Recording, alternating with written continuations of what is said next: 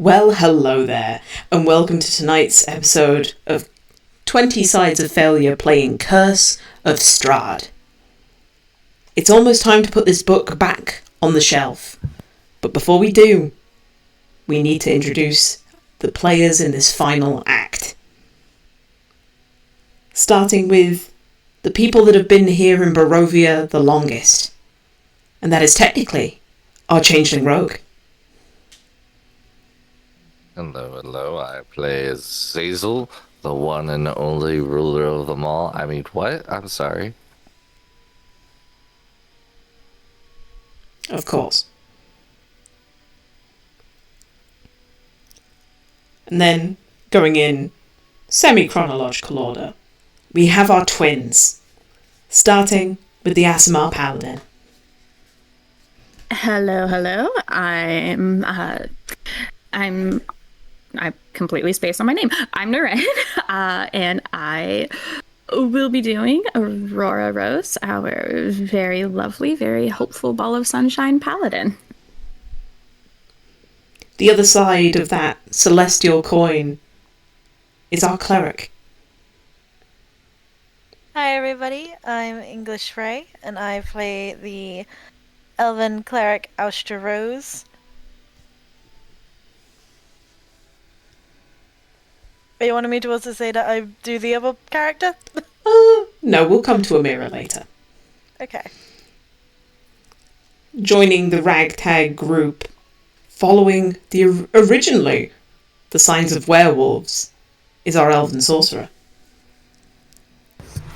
Hello everyone, I'm Mythix and I am the Shadow Sorcerer, Saya Sombra, and if we want to talk about who's gone through the most of changes, I want to say it was Saya. Yep, that roller coaster. It's just been a lot of fun. But can't wait to see what happens next. And finally, the later additions to our party. First off, we have our Human Artificer. Hello, I'm Dusky B, and I'm playing Jack with his left-hand mechanical man, King. It's been a long time Jack's been waiting for this. And last but no means least, we have our Furbolg Druid. Hello everybody, it is your friendly neighborhood Ness here, and I play the Furbolg Druid Sunder Elwood, who is just really happy to have all of this be fucking done with, so that we're not worried about, everyone dying. So that's great. Very true. So, to bring everyone up to speed, so that we're all on the same page, you stormed Castle Ravenloft, fighting through multiple floors of winding corridors, blank rooms, and hostile furniture. You finally made it to the chapel, freeing Irina from a fate worse than death, and you stormed the catacombs, killing Strahd in his coffin. You now all stand, looking at an empty box full of grave dirt. Unsure of what to do next. But you're dragged out of your reverie when you hear someone yell at the top of their lungs, "Master, no!" And you turn to see the Chamberlain, Rahadin. He's there looking at you, stake in hand, and you see his face contort, the very precise elven features drawn back in this grotesque snarl as he charges down the stairs with his rapier outstretched, prepared to get revenge on the people that have killed the person that he held so dearly in this world. Unfortunately, this man that is no more than a footnote in your story is very quickly torn apart by the 9 vampire spawn that are just sicked on him as he makes his way down the stairs. After all, Rahadin is just a mortal man.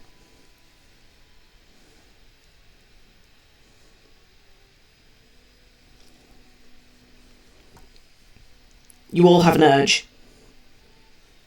You want to see the sun. You want to get out of this nightmare castle. So you begin to spiral, making your way back up the stairs,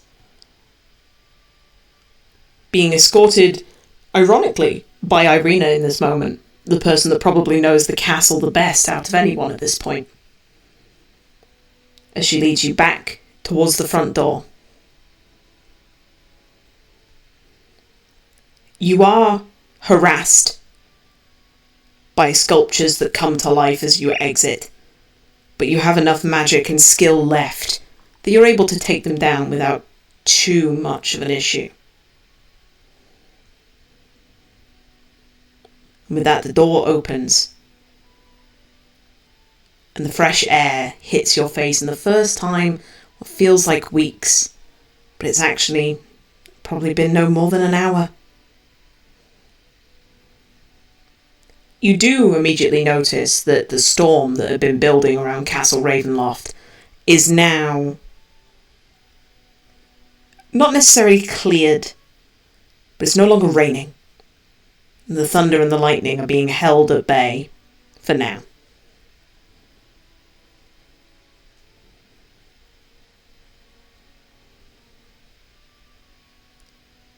The drawbridge is still closed,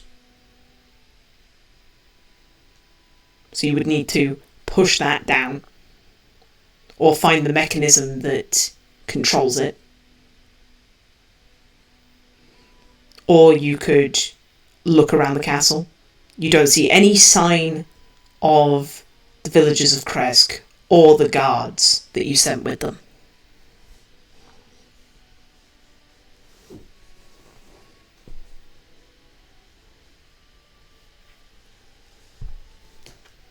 What's the plan?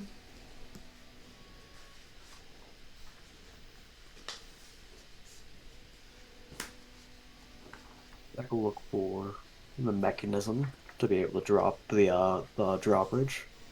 Might want to wait. Why is this? Well, how do you see this playing out? You drop the bridge, then what?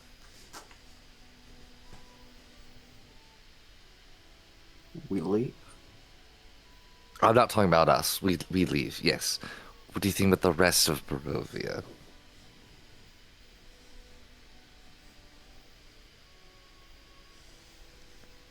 What do you say? What's your plan after this?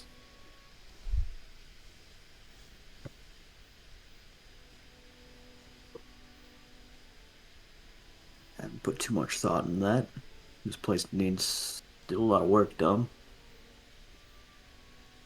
I completely agree. And until then, I wouldn't let people just in to the most powerful place in the area, freely. Because that is a recipe for another issue.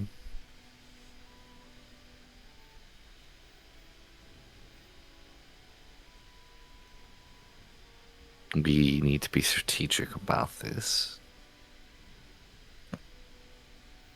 Not just go flooding the gates with anybody and everybody capable of going through. Does that make sense? This is their place, though. Yes, but he took a lot of things. Therefore, there's a lot of power here and unknown defenses and traps. Do you think it's a good idea to just allow competitors in and say, "Oh, I'm taking this now"? Look, Who's rightfully should rule Barovia if one Look, should. this took long enough, didn't it? It took way too long, but we can't fool ourselves, right? His death just doesn't free this place, and it's like, oh look, it's all gonna go away and everything's, but no, it's gonna leave it very vulnerable. Saying that right now, I'm saying at least to get back to break. We just fought through hell, so was a bunch of other people. we did. I don't think we should be opening the gates here, though. 'Cause right now, this land's without a spine, and without a spine, it's going to collapse very quickly, almost as quickly as Seiya's emotions. But we're still here, and I don't think there's going to be a single person who's going to be trying to pick up the reins, knowing that Strahd got killed with his ragtag group of team. I Well, don't think anyone else here thinks they're stronger than Strahd. She kind of waves a finger slightly. Let's say we don't put the bridge down yet. We call out saying, hey, we're good. See you tomorrow.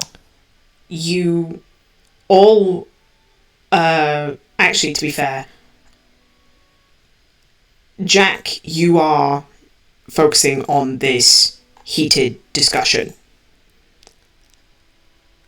I would say that Amira, Seiya, Azazel, and Sonda would notice that while Austra came out in a bit of a daze and just wanted to, initially it seems, take in some fresh air, she's now run back into the castle.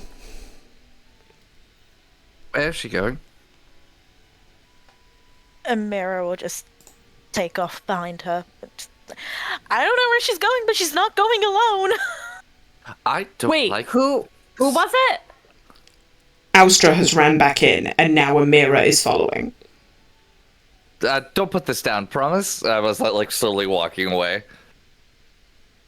Yeah, as soon Jack. as the other two run off, Sonder kind of looks behind him, gives them all a thumbs up, and runs after the other two.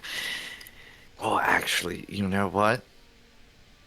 I'm going to change my ability, and I'm going to add one of my spawn to my psychic ability, and I'm going to send a spawn, a couple of them with them, and I'm going to stick here with Jack so he doesn't do anything stupid. Okay. Unless he moves on. Didn't I? Huh? Jack's going to stay there. Okay, yeah. No, don't do anything stupid. And these guys said the spawn, at least a couple with them, and one of them which can communicate with me. Aurora's staying out there with Jack and Azazel because plenty of people have gone back in after Austra.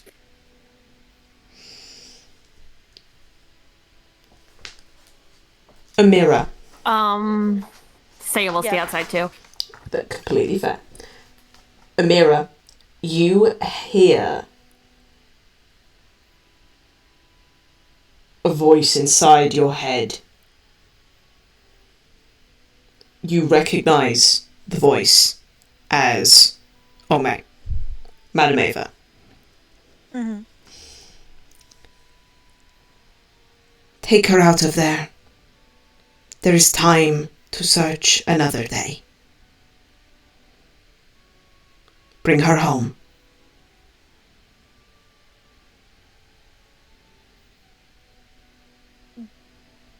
Does Amira recognize this as sending, or is it... Because of the level of cleric that you are, do you know sending?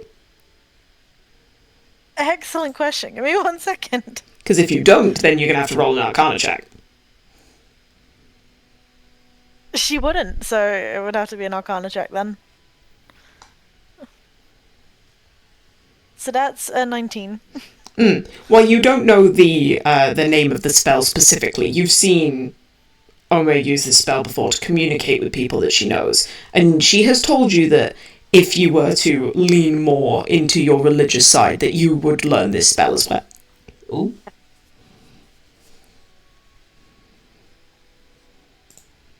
In that case, then, because Amira is quicker than Austra, which is surprising, Amira will... Oh, okay, this is... Wow, I have to do two voices at once. Hey, Austra! My armor, Madam Ava, said that we should search another day. Today is not today, and that we should go to her.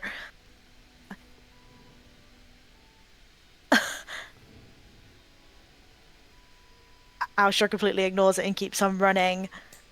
And at that point, Amira would, because she can catch up to her, would just grab her and bring her back to the group. And Alshra would be kicking and screaming. I'm not gonna leave him. I have to find. I'm not. Put me down. I'm really sorry, but no.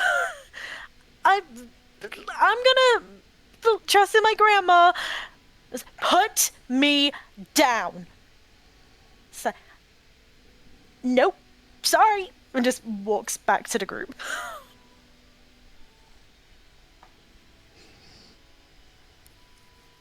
Sonder is kind of like trailing a little bit behind Amira, like trying to soothe Austra as best as he can, and is just like, you know, I understand that we have to go after your friends, but right now we need to make sure that everybody is okay. We need to make a head count.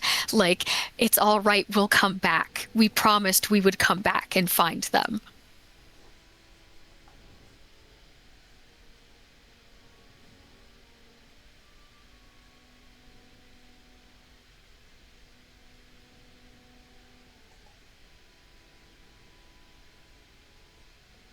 Yep, I think Alsha just keeps repeating the same thing of I'm not leaving him over and over and over again.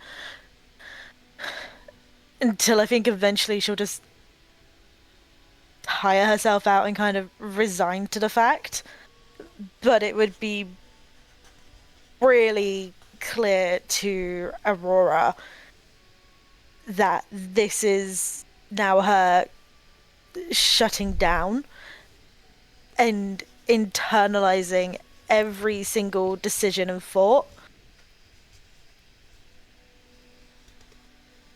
And it's clear that she is angry, but is just resigned to the fact that it's not going to happen.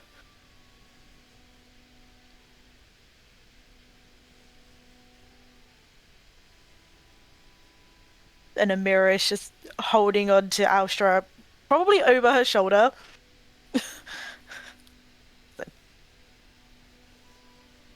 I agree with Sonder. We're gonna find him another day, or maybe even later. But right now, we've got to go to the camp. I promise you have my word. I will help you find him. And it's just looking at Sonder, just kind of like, am I doing the right thing? Am I saying it right? Sonder just gives her a very wobbly smile and a thumbs up.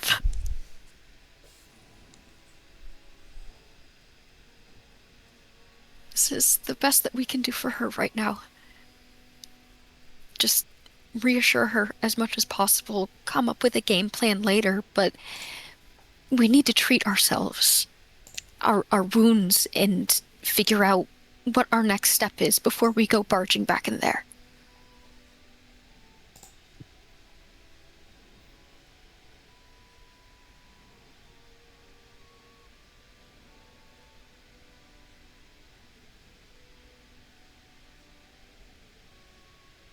Amira will just nod and keep holding on to Alstra.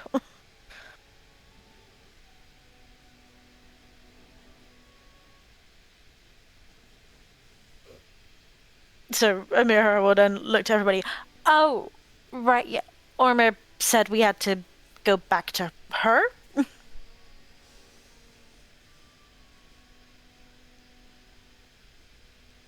So, bridge needs to go down? Did you guys make it back yet? Because I was going to talk to Jack while you guys were all away. I just didn't want to interrupt. We can have like a very quick conversation with Jack and then bringing people in. Like, there was enough time. There would have been a struggle between Alstra and Amira. I mean, it's going to take three minutes, if that, depending on Jack's response. Hmm. So as soon as they go away, it would be like, don't do anything stupid, Jack. Look, you even said it. Let's say somebody embraced this place. What if I say I did? Like, in more ways than one, I'm part of Barovia now, body and soul, though admittedly my soul's a bit darker than it once used to be. I will take this place, not Strahd's place, but say this place as something better, a governor, a keeper of order, the one who makes sure wolves don't eat children in the streets and blah, blah, blah, and the bastard doesn't crawl out of shadows, and we'll try to wear the crown here, right? Don't get me wrong, I'm mostly still me. He kind of smiles with the vampire teeth, which means I'm going to be an asshole about it, but an honest asshole. You know exactly where you stand with me, just like you always have, and besides, admit it, who else here could be doing this? Saya, please. Sonda, big brain, but not that big. You be bored by death by the first tax dispute. At least with me here, things will stay interesting, and face it, I look better in a throne with a beautiful woman by my side whispering sweet nothings into my ear, kind of gesturing to Aurora. So here's the deal. How about I stay, I keep the peace, make sure the villagers don't starve or get eaten, and Barovia needs someone to walk that line, half in the dark, half in the light, and keep it balanced. What say you? I don't think I can agree to that one.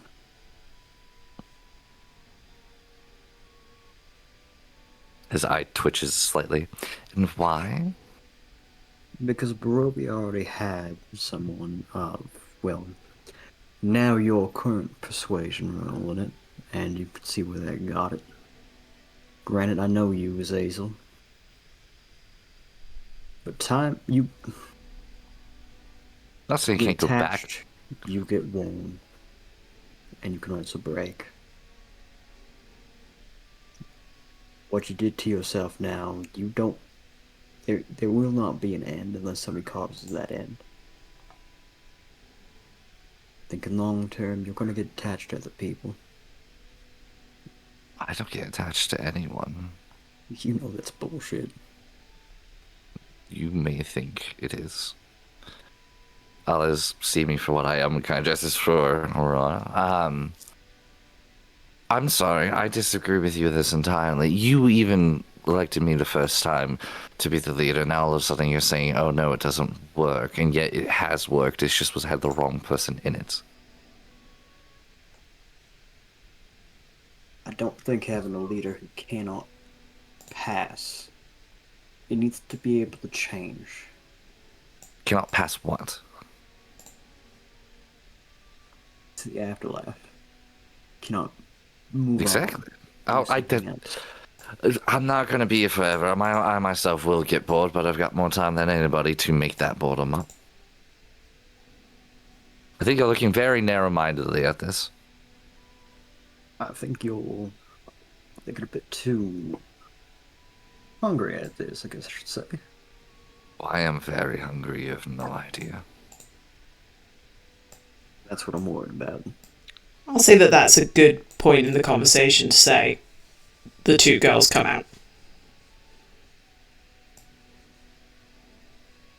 Very well. After you. You said to yourself, all you wanted is a simple, comfortable life. People change, don't they? Yes, they do. If it makes any difference in this, Jack, I'm with Azazel on this. It's fine. He's already made his mind up.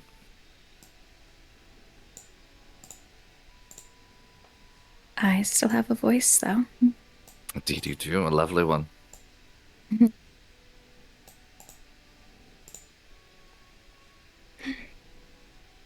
Open it up. Let the world in. Go see the beautiful world. You're all welcome to go home now. Look at this. Aurora. You're gonna stay with him? Watch him while he's here? While you're here? Of course. Simply put, he is my home now. Why would I be anywhere else? Well, then I guess the best person to be making this decision is you. If it helps anything, she's gonna tap the amulet that she's got. This is essentially made to combat vampires.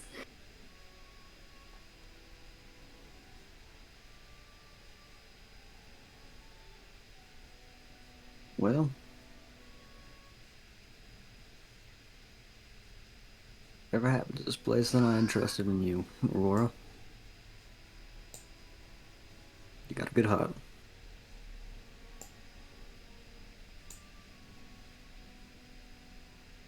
Thank you. There's a lot that both of us hope to accomplish here. Same. I still got some promises I gotta make right still.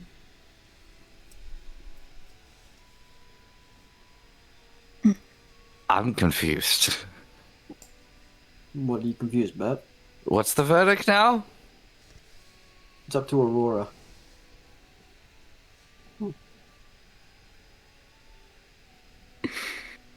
I look like the rabbit from Pets.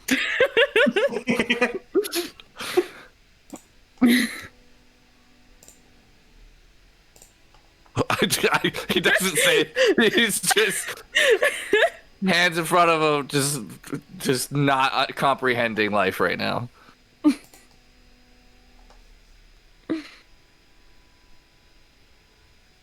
still gonna have to open up this gate to get out. No, there's a side door.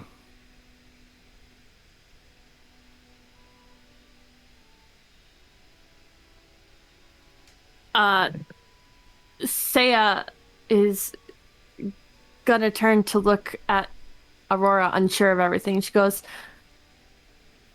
"What?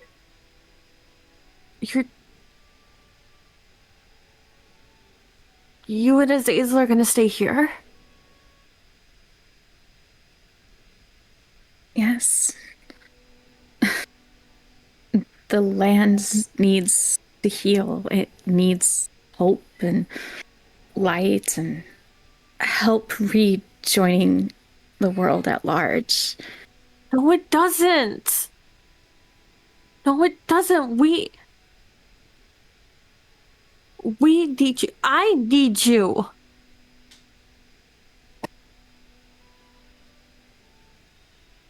You're...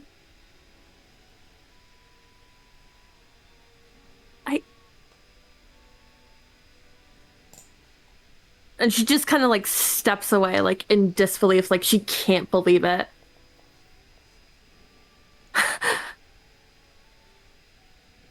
You want to stay and be his vampire queen? I'm hardly going to become a vampire myself, Saya. Just to live a long life with him, you would. No, she wouldn't. And how do you know? Because I'm actually her sister, unlike you who pretend to be. I know Aurora better than I know myself. I know her heart and I know her mind. You don't get to try and cross that line or garner any kind of similarity to that title. You're not. You're just somebody that she met on the road. I know Aurora. You do not. Aurora, if this is your path, then so be it. I'll stand by you. But I will not be at your side. I can't be. After what you've been through in this place, I couldn't ask you to be. And thank you. She adds the last words in Celestial. Back into Celestial. I love you. And I want you to be happy. And if you are, then that's enough. We will meet again. Our paths don't end here. I love you. And I you.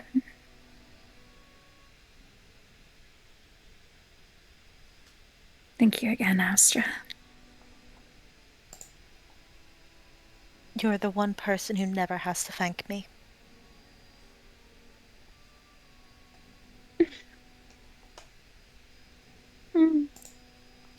And in common again.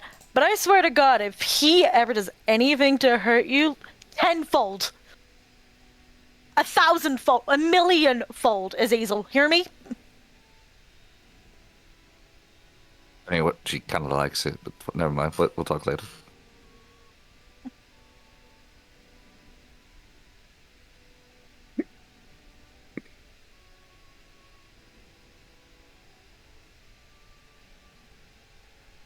So the side door. I would love to know where you think this side door is. There's definitely a side door somewhere. Just has to take a day or two to find it. You can go looking for a side door. How about I just lower the gangway, like the little drawbridge halfway? That way you guys can jump to the other side, yeah?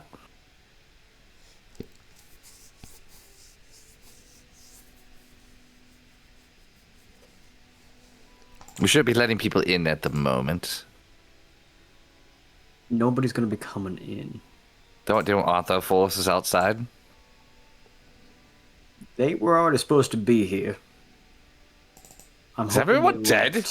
I'm hoping they left. Everyone's dead. Hold on.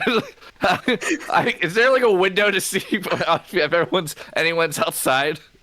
There is a full gate that you can peer through if you wish. I'm just gonna do one of those where you just kind of like lean to the side so all your head is experienced with like the old DreamWorks animes or animations. Mm-hmm. Is there anyone alive out there? Nope.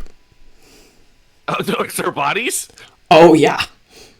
Oh, yeah. Never mind. I'll let everything down. It's fine. Hold on. Hello. Big summer blowout. Anyone alive? So, Azazel, what you can see is that the gate would be another portcullis style, is lifted up and brought back down by a mechanism, but someone has wedged a 10-foot tall log underneath the gate. So you can technically walk under it if you want, but what you see is a pile of gore and viscera, and someone has taken what looks like intestines and draped the battering ram with them like bunting.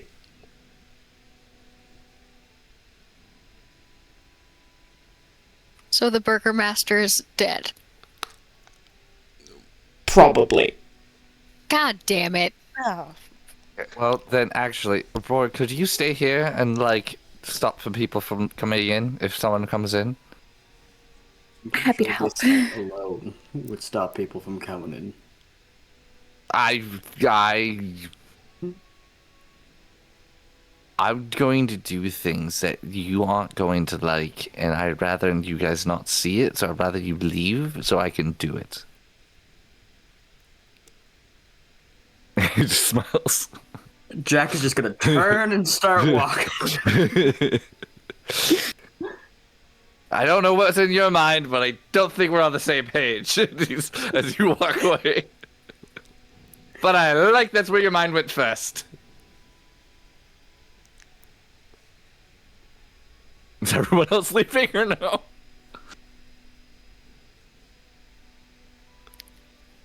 I think Sonder would be the last one to leave. He's kind of just nervously looking from the group back to Azazel. And, like, his ears are a bit down and his tail is just flicking anxiously. You guys can come back tomorrow. I just thought you wanted to leave now. I'm spending the night here. Saya's leaving, but she's doing it begrudgingly. She is not happy. True. Well, thanks. I will shoot. Thank you. See myself out. Welcome. I'm right here, actually, so technically I'm seeing you out, but thank you. my abode. I'll do the same. Okay. Alsha would ask Amira to put her down, and Amira would, and Alsha would just go and hug Aurora. She returns the hug really tight. Like, you can see in her expression, she's like really grateful. I'll see you soon. Tomorrow? Tomorrow. But there's somebody I've got to find first. Of course. And I may need your help. I'll do what I can. Getting my magic back would definitely be a start.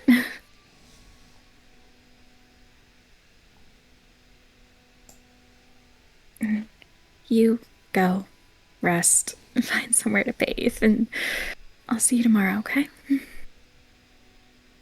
Nods. It's clear she's trying to keep in tears. I'll see you tomorrow. It was always gonna happen. Our paths having to split. They always come back together again.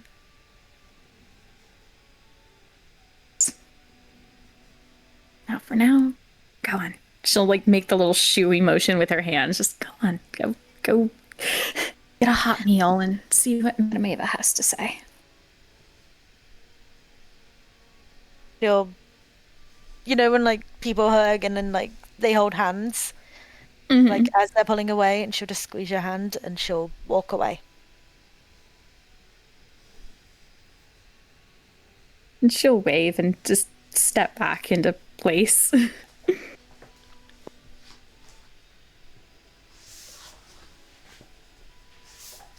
Sonder will give both Zazel and Aurora very, very tight hugs.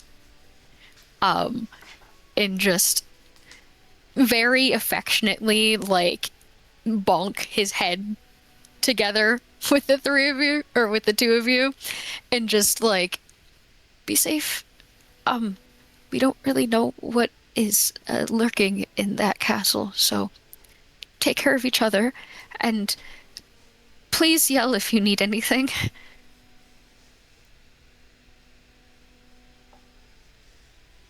I'll yell as loud as I can, but I'm not sure you'll be able to hear. You know what I mean. You be safe out there. It's probably more dangerous out there, to be honest with you. Sandra kind of just shrugs. At least we know what to expect out here. But I'm not going to keep you guys waiting. Just be safe, please. We'll see you tomorrow. Just kind of gives one last big group hug, big squish, and then kind of like dashes to catch up with everybody else.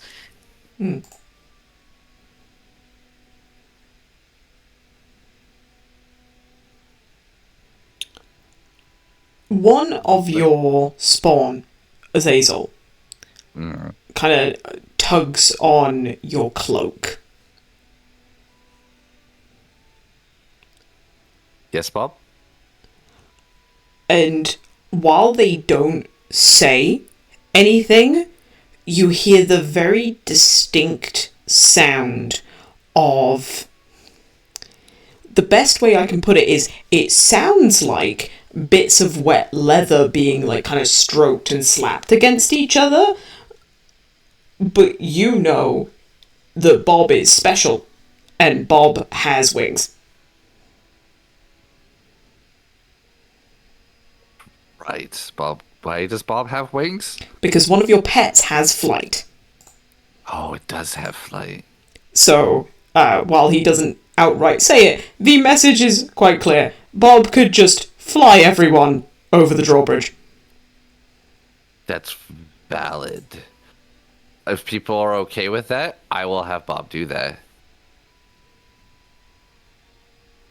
There isn't really much of a permission because of how far away you are from everyone else. So, Jack, you would feel these arms wrap around you, like essentially like they're going around your back and around your torso, and you're being covered by a very long cloak.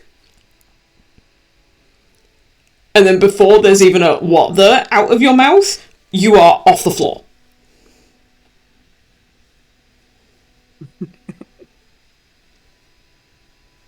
Fair enough. There will be an initial struggle, but realizing it is one of Azazel's, I don't know what to call it. It's Bob. Damn it. I can't call them all Bob. There's Greg, there's Bob, there's Jeremy. You don't know Reginald? their names? You Yeah. forgot about Reginald? I'm pretty sure there's a Reginald, see? Francis. Reginald was an orc, and my greatest friend. But he'll just relax a little bit, trying to see where this goes. But there is going to be a hand that's just going to like grab onto this cloak, just in case they decide to let go. Yeah. The smell isn't great. There's definitely a mustiness. There's definitely a essentially, if you've ever been underground, like in a tunnel or a cavern, there's that kind of moist air smell. And you're pretty sure that at some point he drools on you? As something wet, like, hits your collarbone and essentially just splooges. There will be regret in his.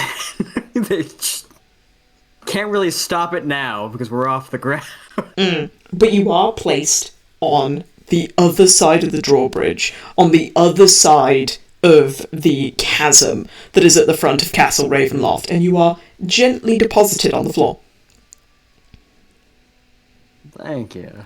What everyone else sees is this giant bell jar of a cloak, because they're still spawn. They can't be out in daylight. This giant bell jar just swallow Jack and then lift. And then Sandra kind of just like laughs nervously. It is like, I mean, I could help everyone out as well. I still have wild shape. Yeah. Just very nervously, like, oh god. Yeah, they're gone for about like 30 seconds to a minute, and then the bell jar returns. Are we in dim light or darkness? No, Okay. you are in sunlight right now. Cool. Yeah, why not? Just to help expedite the process, Fair Sandra's enough. gonna turn into the giant eagle so people can climb on him. So between the two of you, between Bob and Sander, everyone else gets deposited on the other side of the drawbridge. Where you find Jack? And once he sees that everyone has been taken, Bob, it's a weird, it looks like he's trying to do a bow, but because of the curve of the cloak, it looks like he's doing a curtsy. And then, again, in a pure, conical shape, he just lifts. And just disappears.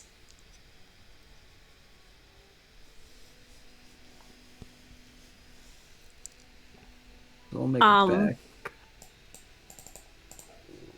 Go for it. Were they were returning tomorrow, right?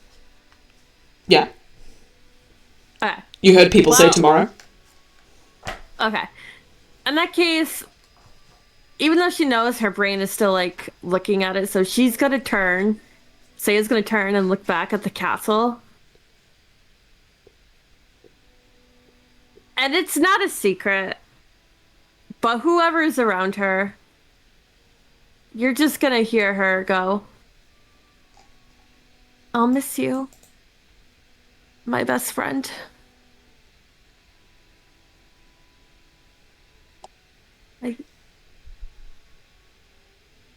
I'm really gonna miss you.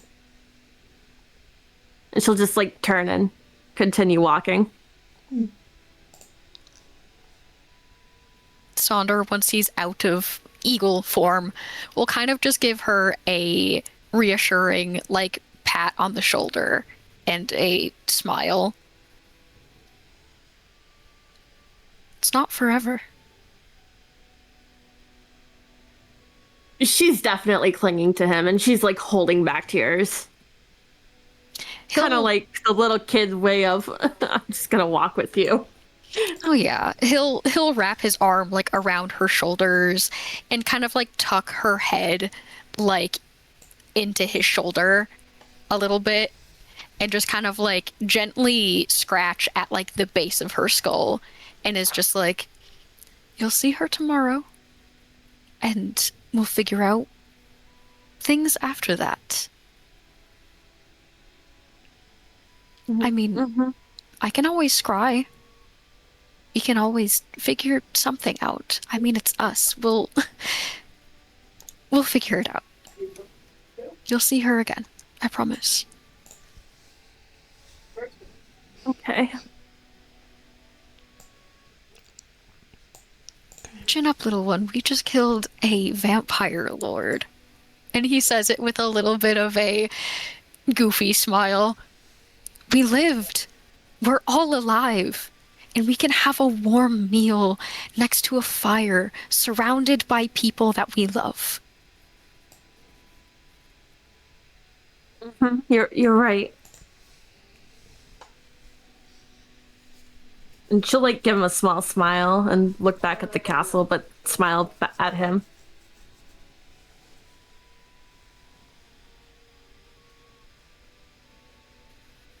All will be well. You just have to believe it. But he kind of just gives her a small smile and tugs her along.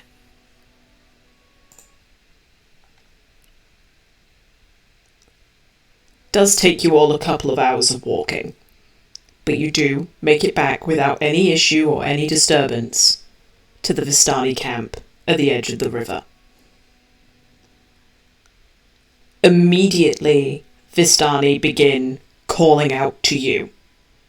And you do notice that the air of the camp is different than the last time that you were here. While they're still friendly, jovial even, there is a tenseness. You see that while before they were just lounging around by the fire, they are all armed now. And as people stood on the border of the camp, gesture for you to come on in, they immediately retake a defensive position.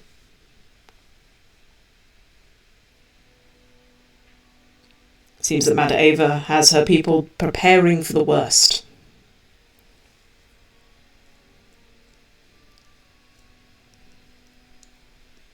She comes out to greet you all, clasps each of your hands in turn, and invites you to stay for the day, to heal, to rest, to recuperate, to make plans, to do whatever it is that you need to talk about before tomorrow. With a grim air to her voice, she says, "There is a lot of work to do," but just nods and heads back to her tent, giving you all the peace to do whatever it is you wish to do on your own.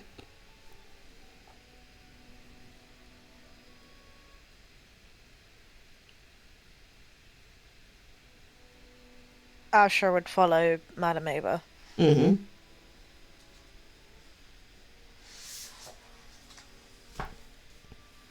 Sonder would kind of give her a look of concern and kind of like tilt his head and motion with his eyes towards Madame Ava, like, do you want me to come with you?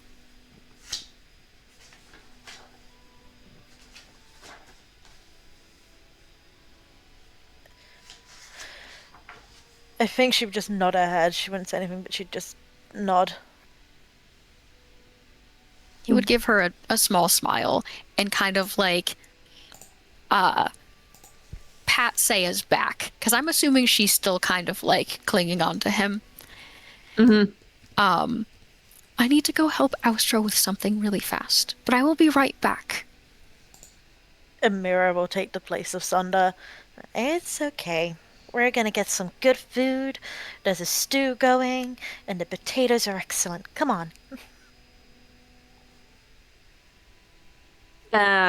She nods and goes with her.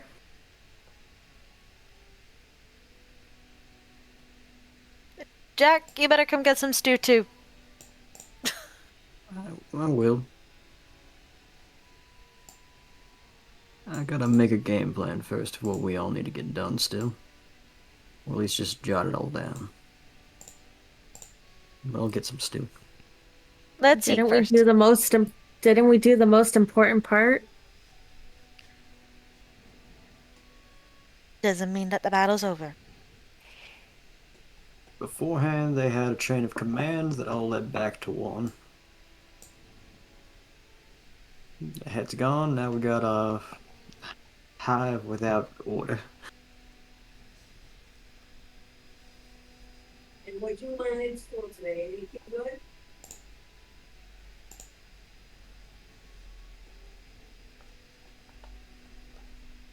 Let's get food first. I'll be with you in a bit.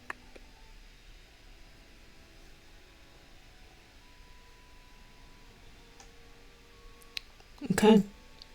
We will do Madame Ava's tent first, and then we will come back to Jack. You enter past the beaded curtain, Austra, and see that her setup hasn't really changed at all since the last time that you were here. It's still heavily decorated, covered in baubles. The majority of the tent taken up with this big stately table that she is now sat behind.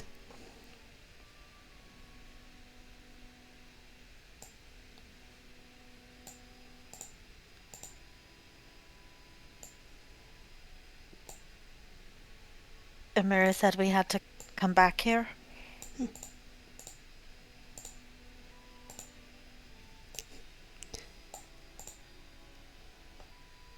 Those are her words. I wanted you to come here.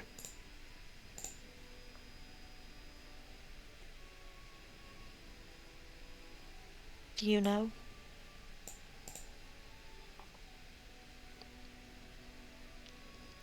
Already knowing what you mean, she shakes her head. I can provide guidance, but it would need an offering. Do you have one? What kind of offering? Do you have anything of theirs? If not, it can be something of yours, since they seem dear to you.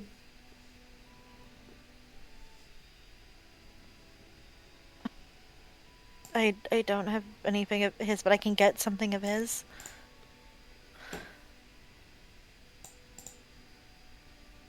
Anything will do.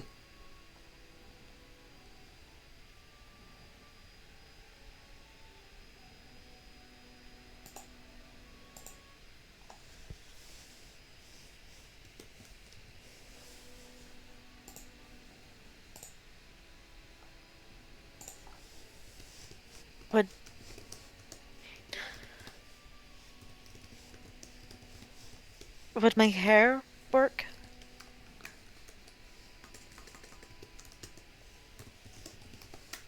When I was in my previous body,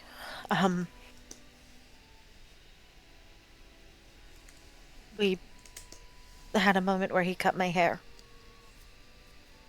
Would that work? We will make it work. And she holds out her hands that are gnarled, covered in swollen knuckles from arthritis, wrinkles from her age.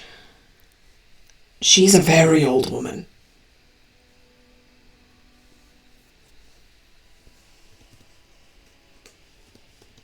She would go over and would just, I guess, crouch in front of her so she can cut her hair.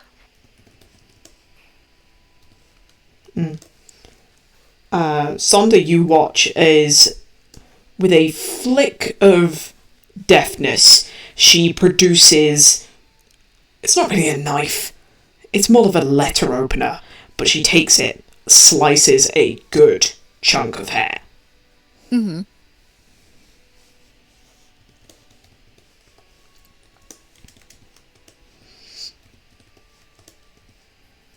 He's kind of just like off to the side, letting all of this happen. Well, he's just there for moral support if she needs a hug.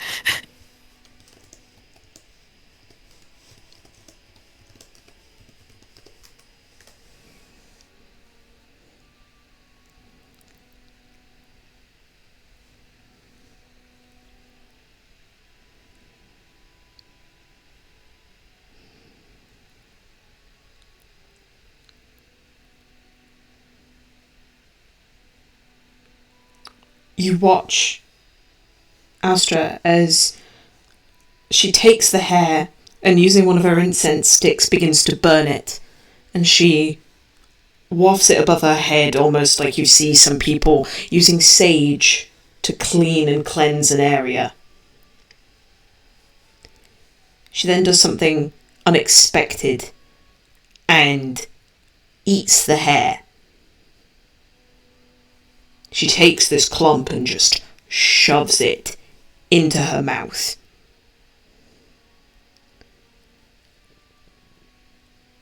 But somehow it's still lit. Like there's smoke almost emanating from her parted lips whenever she chews, creating this almost continuous stream of smoke.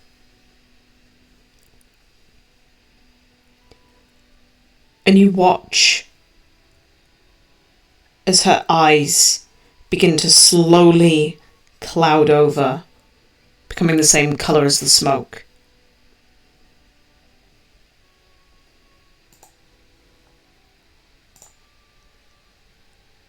A voice comes out of her mouth. It's different. It's a completely different accent altogether.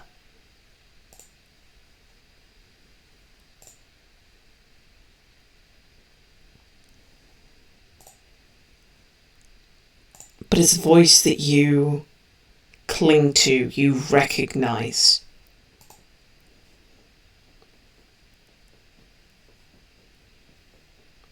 Beneath the boughs, where shadows keep, a silence gnaws what once could speak.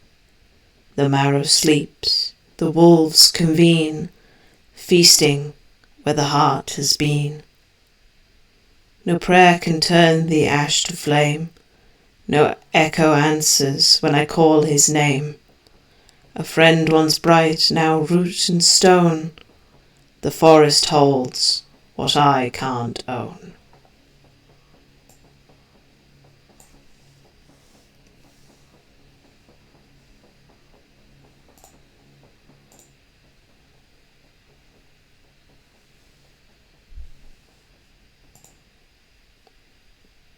The smoke clears. She no longer is chewing the hair. If anything, she picks it out from her cheek and spits whatever she can't out into a spittoon off to the side of her.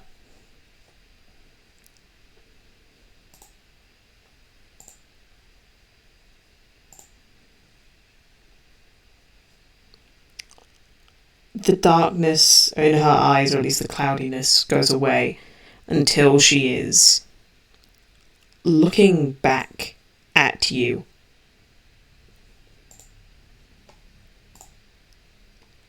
With just your passive insight, you're able to tell that whatever she just said,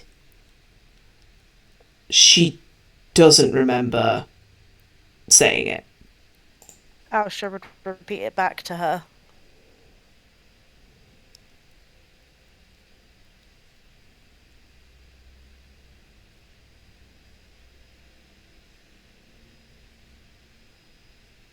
What does it mean?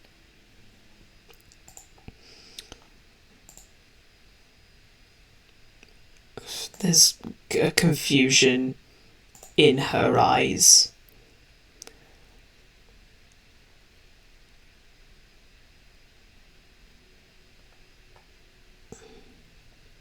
And you can see she's trying to pick at it. She looks up to you and goes, "Well, that is the beauty of a riddle. It is to be solved."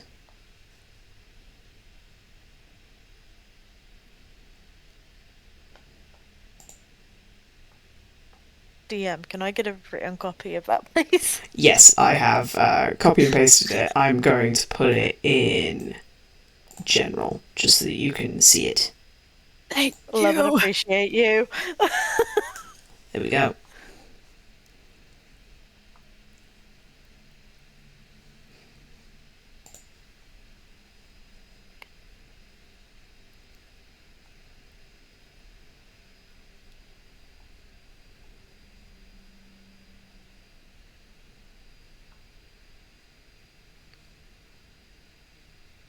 So you essentially got a quadruplet of rhyming couplets.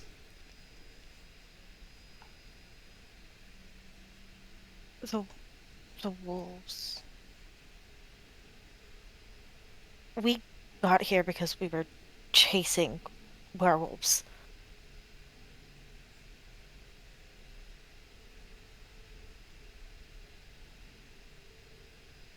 Is there a place for them?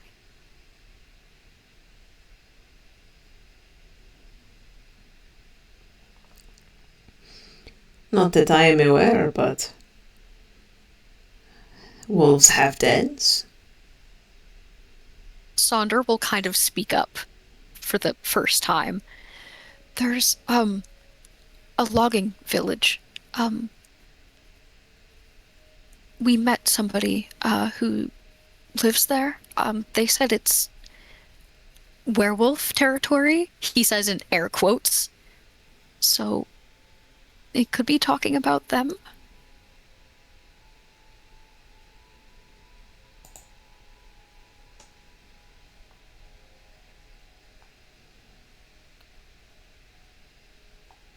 Then that's where I'm gonna check.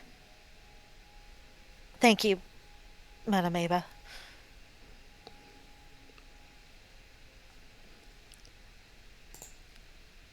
She nods and just kind of graciously allows you to exit at your own time and pace.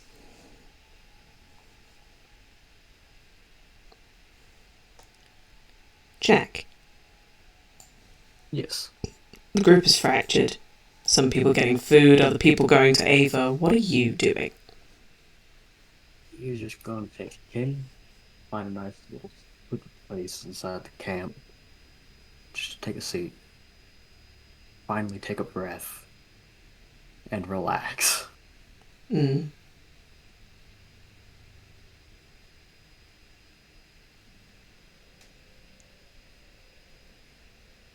That is it.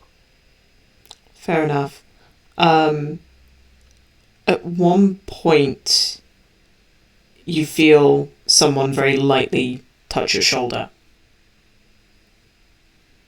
And you look up to see Irina has come to find you. She doesn't say anything, doesn't do anything, but she just wraps you in another hug. A lot less tight than the first one that she gave you today. But you can just feel the relief coming from her.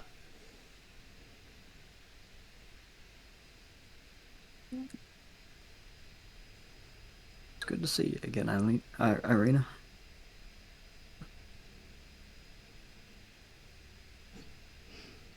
How you holding up? What's the saying? You are a sight for sore eyes. Something like that. I've been better. The last couple of days have been a lot. I'm looking forward to going back tomorrow. I have my own unfinished business up there.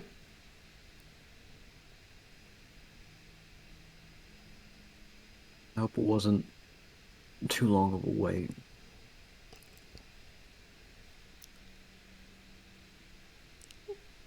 At the end of our days, I am alive. And that is all that matters. Could have been a different story. Fair. So, why aren't you gonna go get food? Oh, I have. I was wondering if you wanted any. Like a small bit. But I'll go get you a bowl then.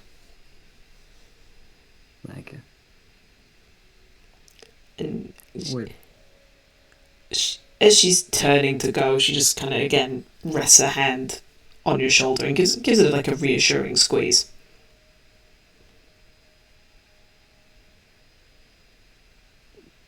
before you head on out, I got a quick question. Hmm. Now that Strahd's gone, I'm 90% certain we plan on cleaning some things up while we're still here. What are your plans?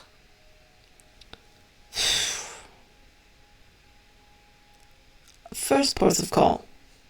An incredibly vain one. I want to re-find my breastplate.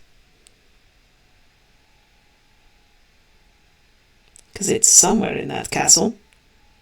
And it's mine, so I want it. That's fair. After that, I'm going to go visit my brother. I haven't seen him in a good while now. And since he hasn't received news of me being safely kept anywhere yet, I'm sure he's worrying. Can we leave the whole part of you getting caught by Strahd out of that story of you being safely kept? We can try.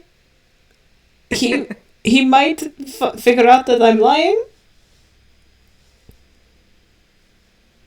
Figure out something. I'll have King speak for you. I will lie by not lying and tell him I was there when you killed him.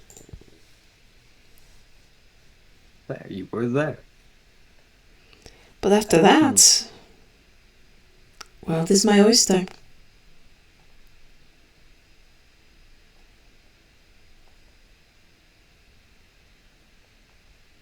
Fair enough. I'll obviously help you in anything that the group is planning on doing. One good deed returns the favour.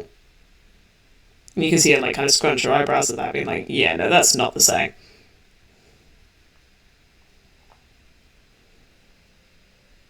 Appreciate that. But I'm gonna need your help on some things. Of course. Be nice to have you back around.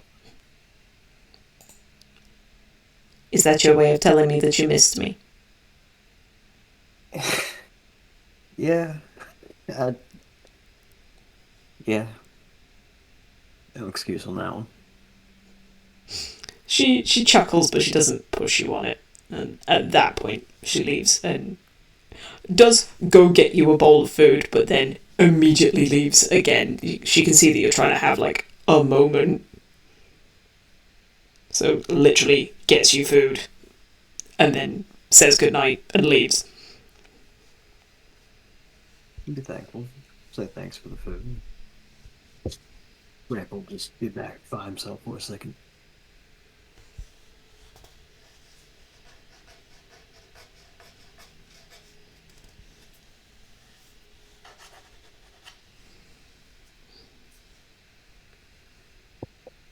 Are there any conversations that wish to be had tonight.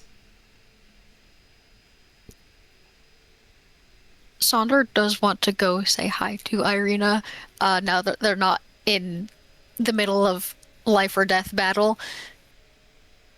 Yeah, as Irina is coming to get Jack some food, she looks at you, gives you a big smile, just gives you like a one moment like finger to be like, I will be right back, goes to give Jack his food, and then immediately comes back to just almost a giddy level of happiness, just to be there like, I'm next to my body.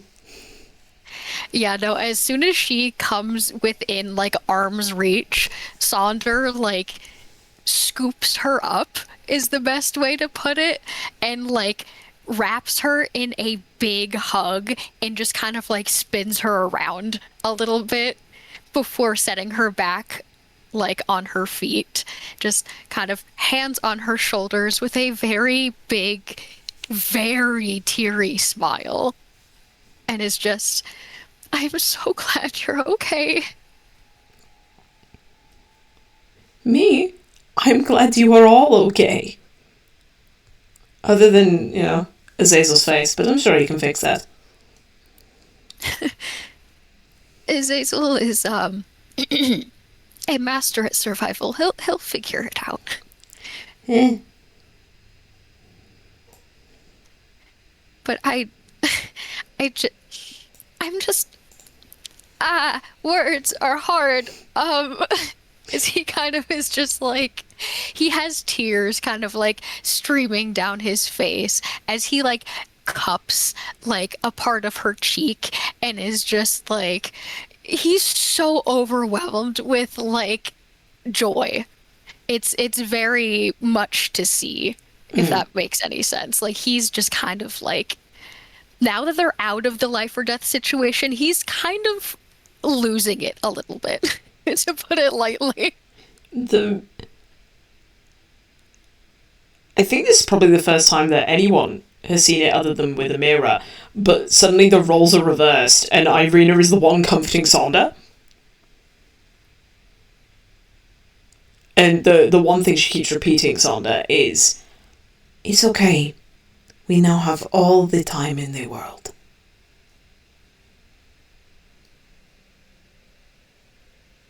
He kind of just like, how do I describe this? It's very much like his knees are kind of wobbling a little bit as he kind of just like slowly sinks to the ground, and like, depending on if she like follows him or not, he'll either like press his face into her stomach or he's like actively holding on to her. Yeah, I think she follows you down and then takes a seat on one of the logs. So it's kind of like a midway between the two. Mm-hmm. He kind of just like wraps around her and is just kind of like, has his face buried in her shoulder, and like his tail kind of wraps around one of her legs, and he's just, I was so worried. I thought we lost you forever, and God, I couldn't live with myself if something happened to you, and I was so scared, and I knew you were so scared, but you were probably putting on a brave face, and you were alone, and I'm so glad that you're okay. She just lets you let it all out. Like, whatever the stream of consciousness is that's happening, she just lets you let it all out. At one point, you can feel her messing with your hair, and for everyone else, you can see her, like, she's taking Sonder's curls and just putting little braids in there. So it's almost like a therapeutic, oh, I'm messing with your hair, whilst also, like, tidying you up a bit. Mm-hmm. Just putting in a little braid, and then using a bit of twine to tie it off, and then putting in another little braid.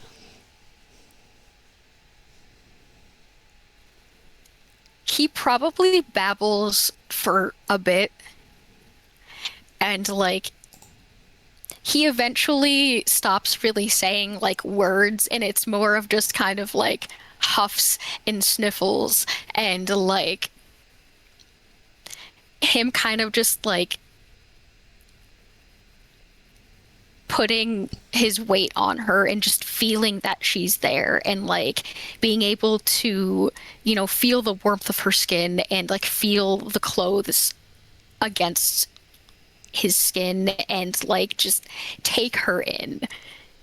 And he kind of just eventually gives a small little like self-deprecating chuckle, and like pulls away a little bit and like rubs a heel into one of his eyes and is just, I did not mean for that to happen. Sorry. From the looks of it, you needed it. Anytime. I missed you. A lot, actually. I missed you all. And at that point, she like looks up to everyone that sat around the campfire.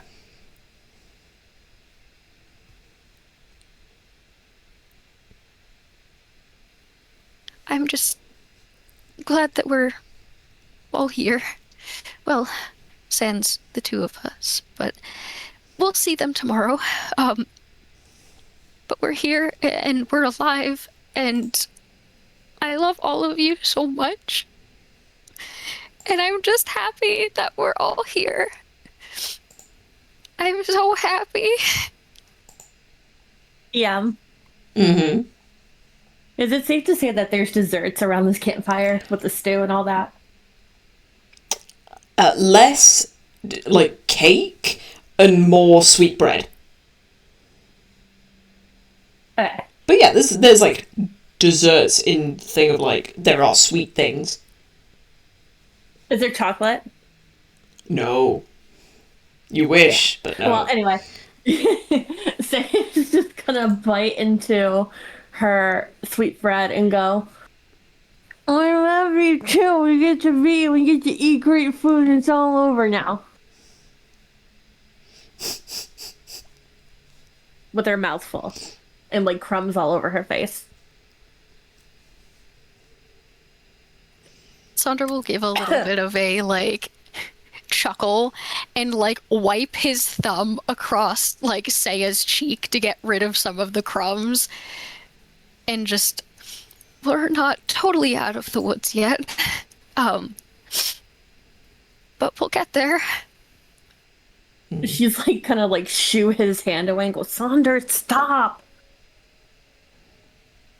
And then like wipe her face. Sonda Amira Austra. Mm.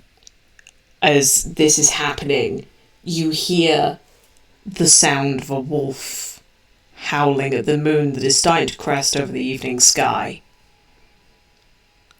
And there's a couple of calls and responses.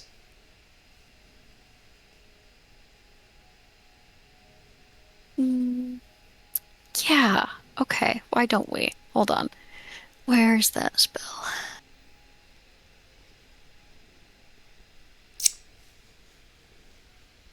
I still have some juice left in me.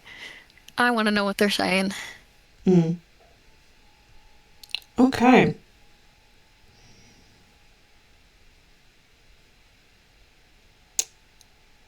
Okay. Yeah.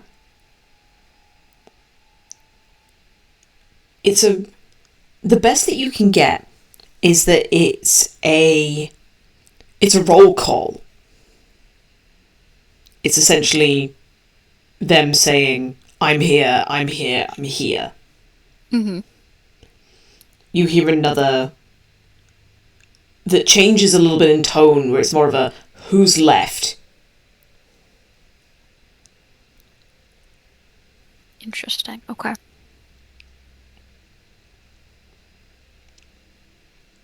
And then you hear one longer call that you would understand as like a call for dominance. a wolf is sticking their neck out and saying, I'm the alpha now. Interesting. Okay. But I can tell you that these are all wolf calls. Mm-hmm.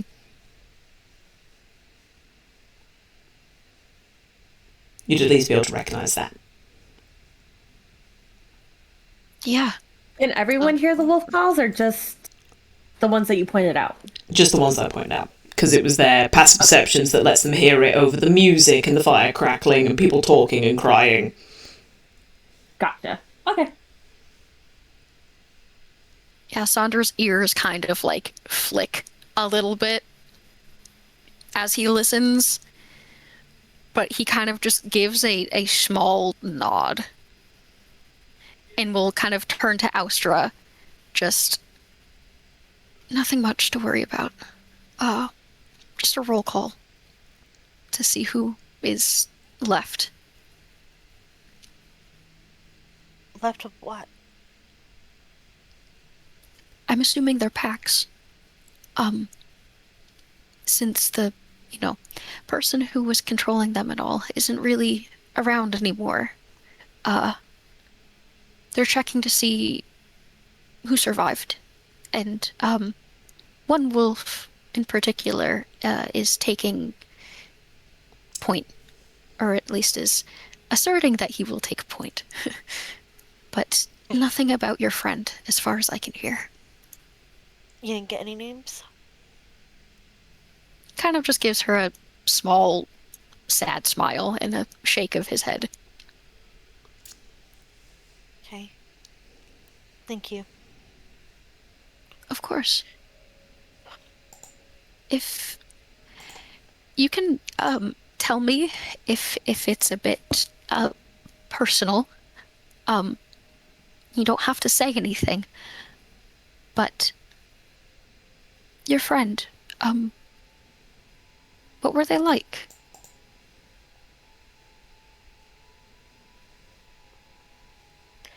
Ash's eyes flick down, and a ghost of a smile crosses her face.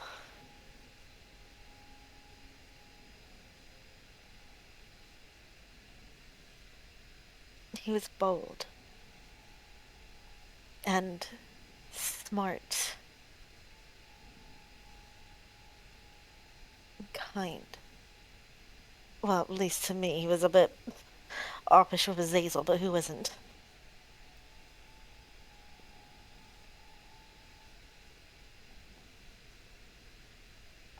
He didn't show it, but he cared.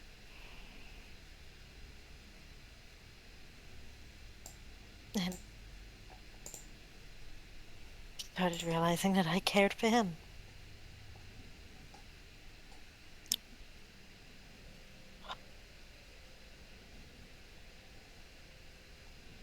Being in that castle, the things that I endured daily, it makes you think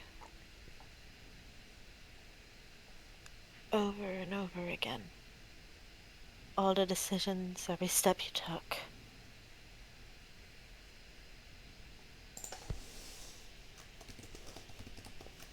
And you keep thinking to keep you sane.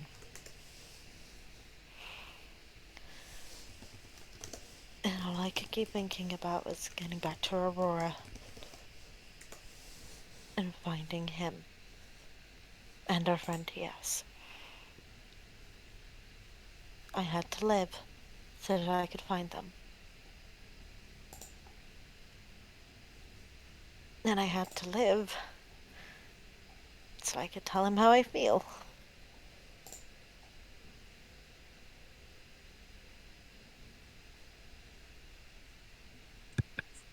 They're the reason I endured what I could.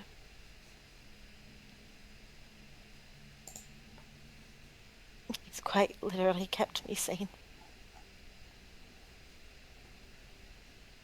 He's been my lifeline and he doesn't even know it.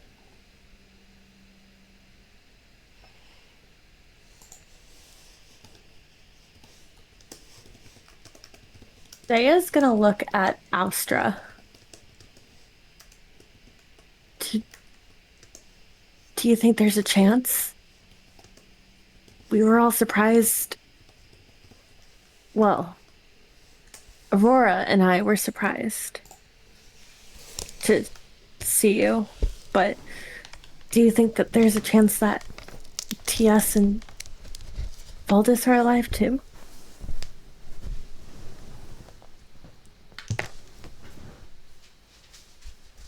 Ormeg gave me a riddle, which I think if we figure it out will lead us to Valdis. I wanted to go back into that castle because I hadn't explored everywhere. I only explored what I could. I was there for, what, a week?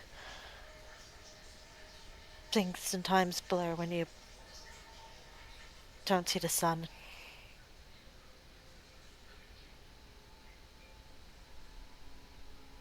But I didn't explore everywhere. And until I find them alive or them dead, I'm not stopping.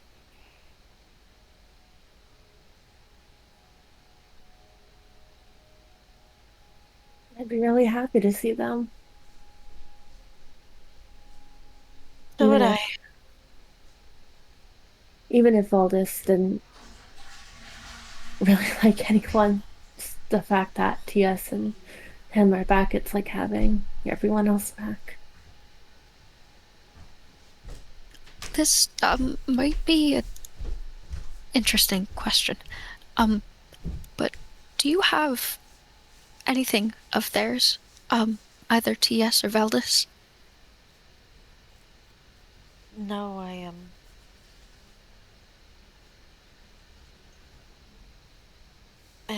don't have anything of either of theirs, but Aurora had my pack. And I didn't see anybody else have anything of Valdis's. His pack might be back at the inn. If I can catch his scent, I might be able to help find him. Granted, I don't know how well that would work out, but I can turn into a bloodhound, see if that would help at all. I know there's probably a lot of different smells in that castle, for lack of a better word. But if there's any chance that we can find your friends, then I will be more than happy to help. I can see clear as day how much these two mean to you. And if we can do anything to help, I'll be right there.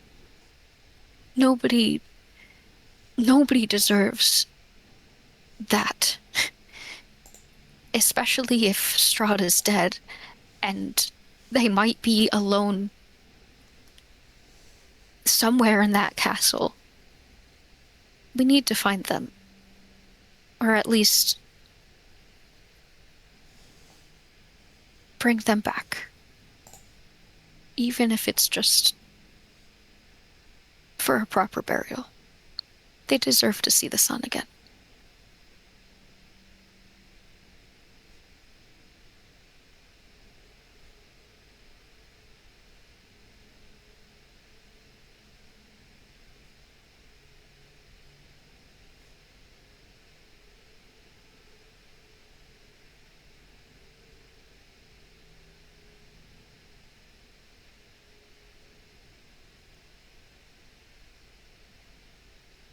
I'm not going to stop until I find them.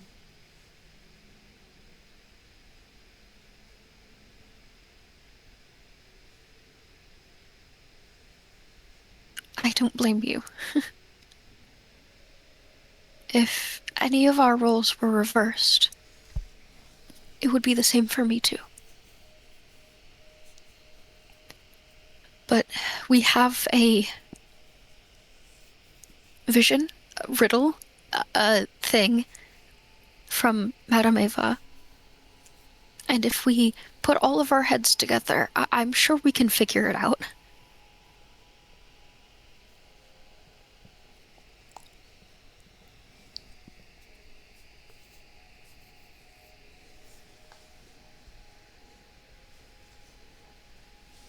Beneath the boughs where shadows keep, the silence nods what once could speak.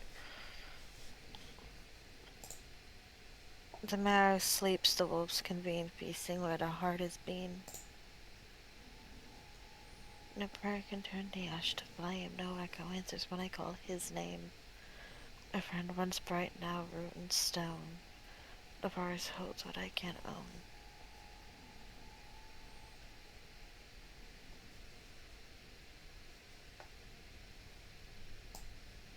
It... Beneath the boughs sounds like trees. Shadows keep, a silence knows what once could speak. Is there a graveyard in the forest or catacombs? But it says the wolves convene, which is making me think of the werewolves. I was thinking the hunting lodge. No prayer can turn the ash to flame. If you're thinking about it, like, is it being like the flame of life? And therefore are we looking for a grave? It would seem like at least what's in the text. That we might be looking for a body. No echo answers when I call his name. A friend once bright, now root and stone. The forest holds what I can't own.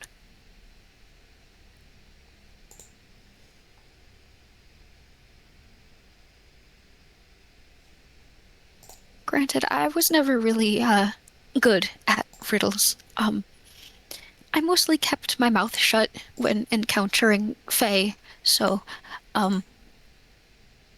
I might not be the best at picking this apart, but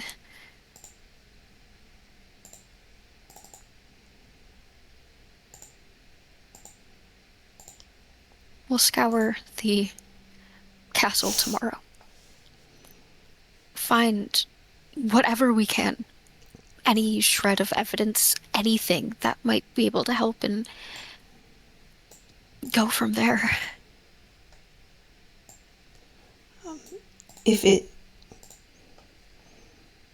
it's any help, Irina would say, like piping up. There aren't any catacombs in Brovia. Okay. The closest that we would have to that is the abbey, but all the graves are still above ground. It's not like a crypt.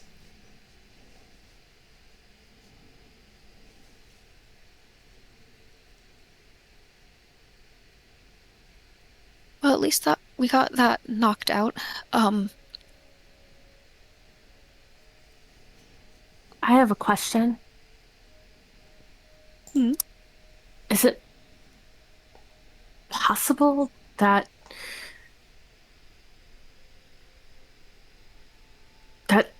Strahd turned them into vampires? I mean, why, if not, why would he only turn Astra if not for the sake of having a bride? But why take one and leave the other two? You said when you back, none of us were there.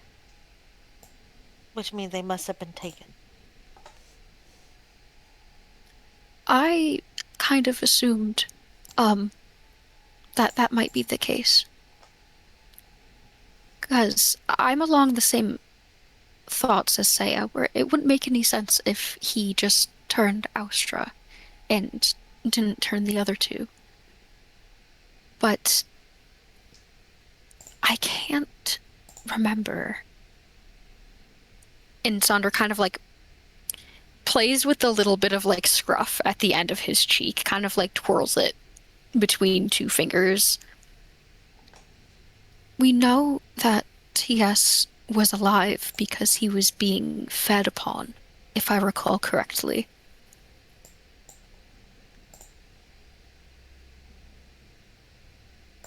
DM, with hearing the riddle that Astra was kind of speaking, is there a way to like roll any checks to see if Saya would get any clues or thoughts or hints about it? Yeah. Everyone that's heard it can make an intelligence check. Why do you hate me? Hey, I made it fair. The NPCs rolled intelligence checks too.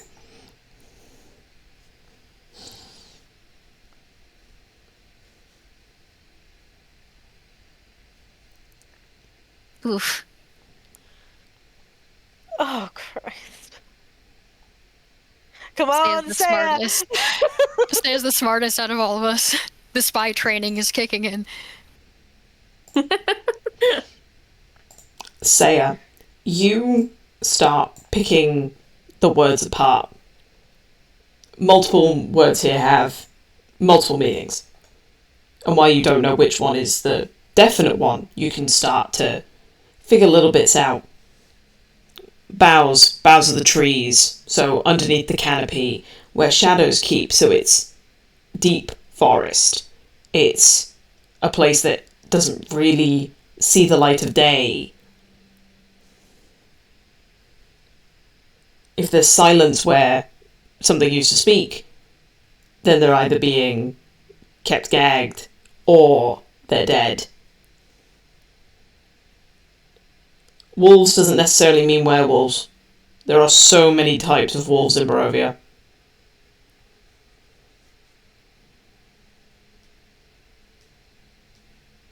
Okay. No prayer can turn the ash to flame, so nothing can be done about the situation. And the friend that is now root and stone, so they are now almost a part of Barovia. The thing that confuses you is the eye. The forest holds what I can't own. Who is I?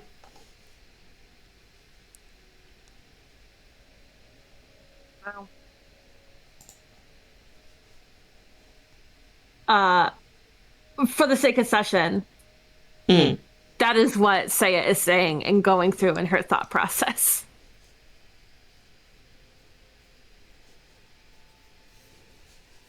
Interesting. Okay, so we were right about it being in the forest. So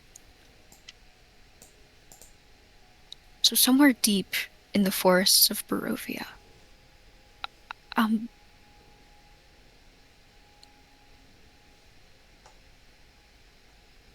Would that ring any bells to Amira or Esmeralda or Irina about like dark parts of the forest? I mean, I won't make you roll for it. Take your pick. Barovia's covered. Jesus. Right, okay. Are there any like all of the pathways through Barovia essentially cut through the wood. I mean, don't get me wrong, there are definitely patches that are thicker than others, but almost the entirety of Barovia, if it's not mountain and it's not lake, is forest. Yeah, so that's not really going to help us. Like, location-wise. Like, even just looking off to your, technically your left, to the left-hand side of the camp, there is a patch of forest literally right there.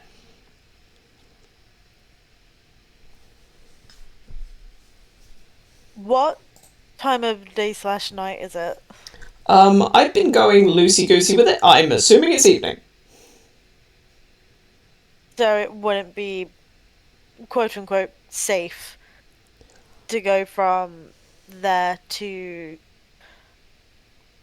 I want to say the Blue Water Inn, and I'm not sure if that's right.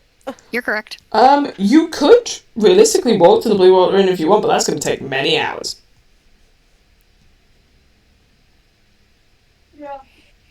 No one's have rested, so everyone's down on HP and or spells and abilities.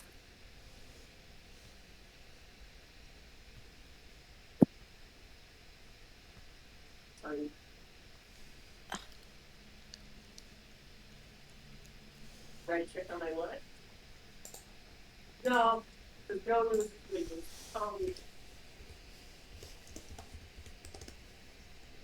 Let's change the subject for a minute. Because I know we're not. I know we're not going to stay here. Well, two of us might, but what's everyone's plan for leaving here? I'm not leaving until I find Valdis and TS.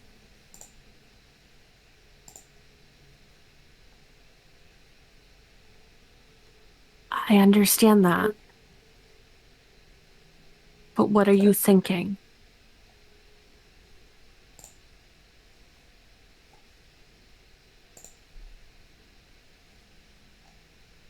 That I'll stay for as long as it takes.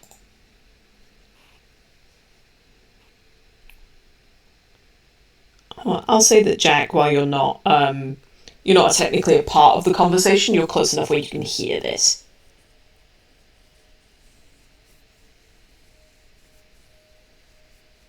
Fair enough.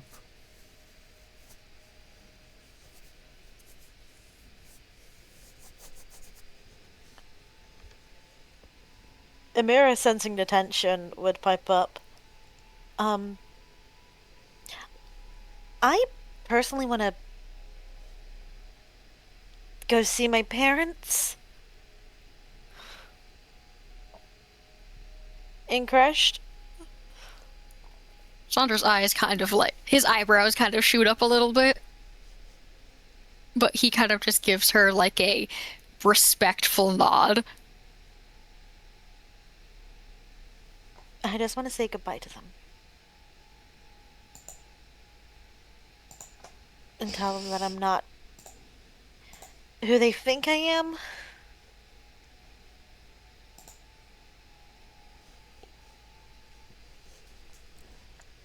I just want closure.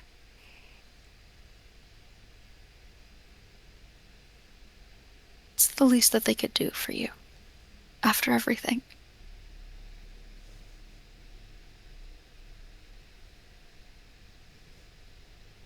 After that, are you still, possibly, maybe, coming with Jack and I? Yeah, that's my plan. If that's okay and you two are still happy. Sandra lets out a very big sigh of relief. Well, I can say, at least, that it would be an absolute pleasure, and it wouldn't be us if you weren't there. I can't wait to see where you two are from. Well, technically where Jack's from. I just also happen to stay there, but that's just because Jack is there.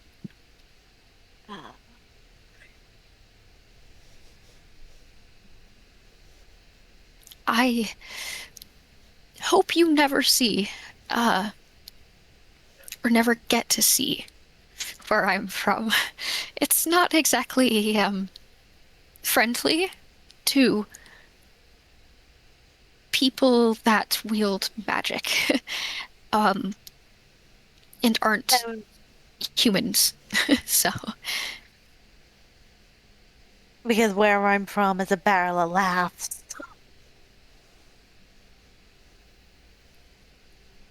Well, no, but,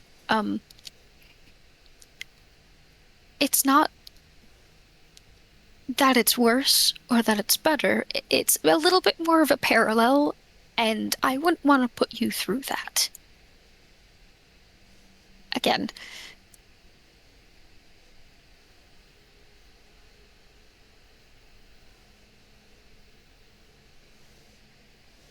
In that moment, while they're talking, Saya's gonna get up and move to sit next to Jack.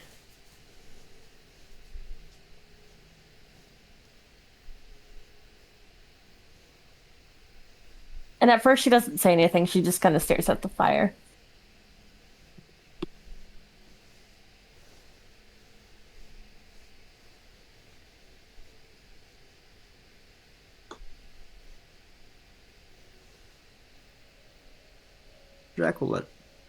Jack won't really say anything. He's just gonna continue to just relax him. Remind him that you're there.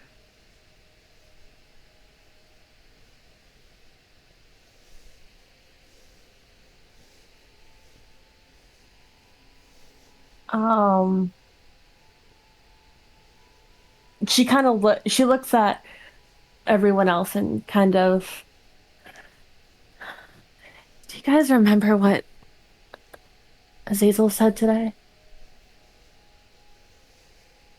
About how he's part of Barovia? I can't help but feel similar. I mean, where I'm from,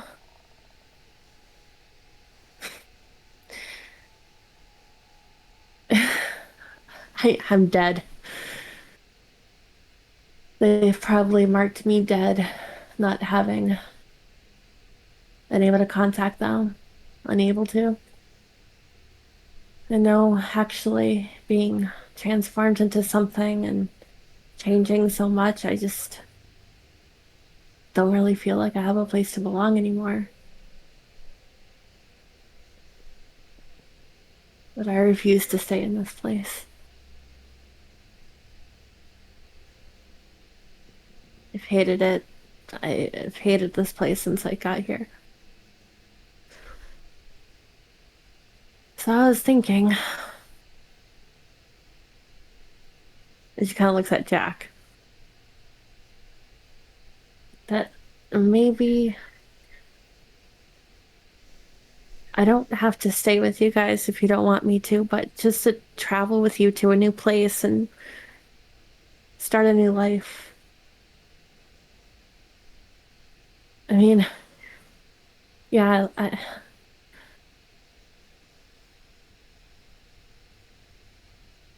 I like you, Jack, but maybe you don't see me in that way, and you never will, and that's fine, but anywhere that's better than going back and being emotionally adept and being alone, even if I'm just in the same plane as you guys, is enough for me, even if we separate.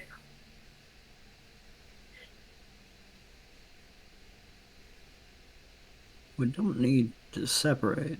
It's been a pretty rough time, but I know the full house. I'd love to have you. I'd love to keep you around.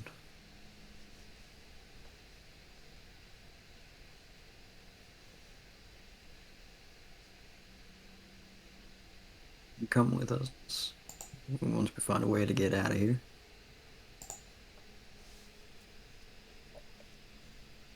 Really? You mean that? Ma.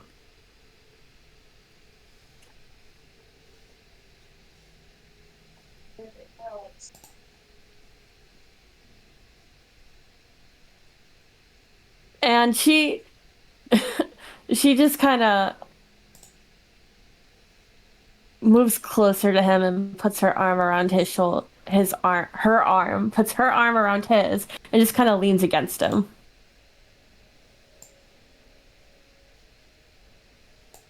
You have to tell me what your place is like.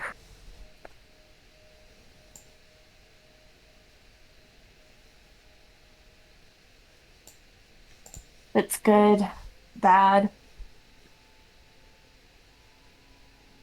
Good. tough. But I don't think I would be able to put into words exactly what it's going to be like. And I think it'd be better as a surprise. Go there and see for yourself. Experience firsthand.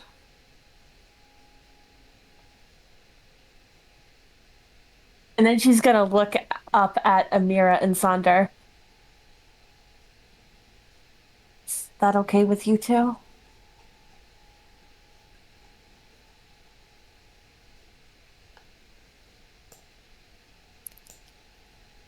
I thought like Saya had like walked way away, so like we weren't hearing any of this. Well, I figured they're all like around the campfire.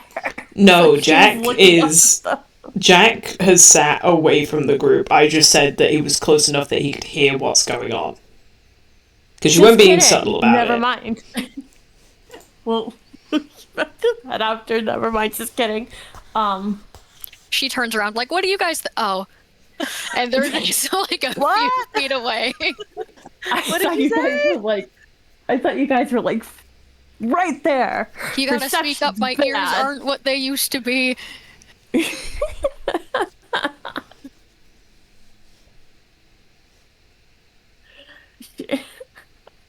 And she just kind of looks at Jack and goes, I appreciate you. I just kind of scared of the unknown.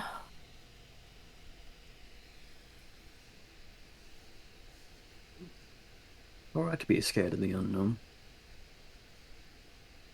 We don't know it. But that shouldn't stop us from going to it.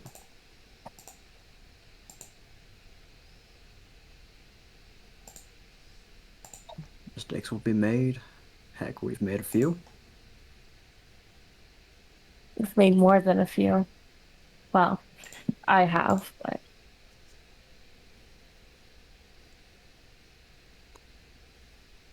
That's just, part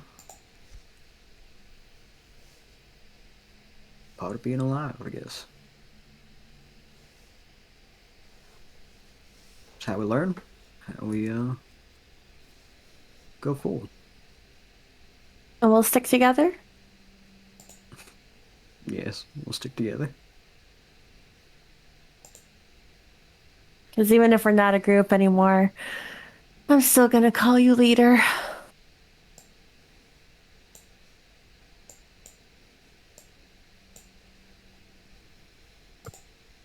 Unless you want me to say the whole captain, my captain thing, so that you don't forget about it. Jack is just fine. Don't call me captain or leader or anything like that. Jack will do. Jack the Hey, all right. Jack the Cap. Jack the Cap. I guess that's sticking, isn't it?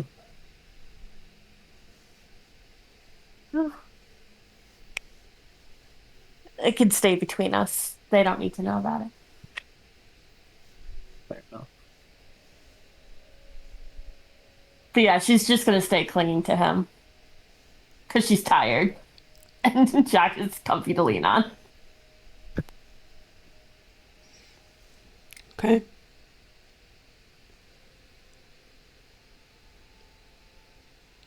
From the sounds of it, there's nothing else that's pertinent for tonight. So, the next morning, you wake up bright, early.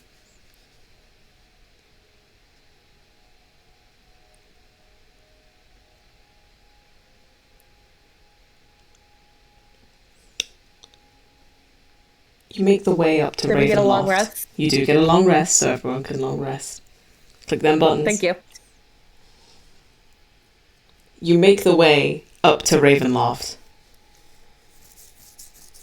I guess this is the question for everyone. Because the drawbridge is not down. So, how are we getting back into Ravenloft? I can still ferry people if they want.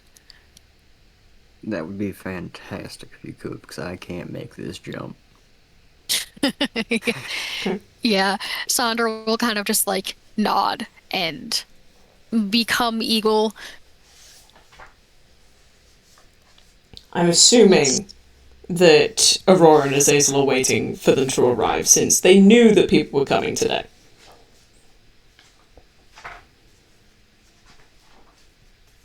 I mean, I would assume so. Uh-huh. Okay.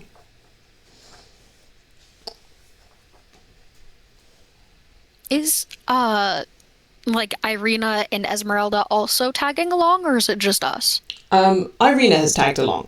Esmeralda has said that she will meet back up with you all later. She needs to settle a couple of affairs on her side.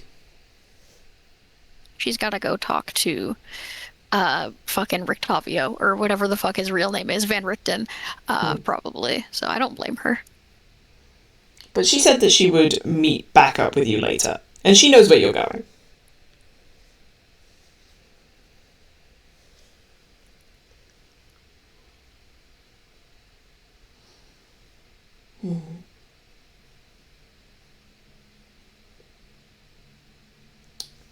I would say, as the party's coming back together, saying hello, good morning, how did you sleep? You know, the standard small talk questions that you all watch as Irina goes stiff.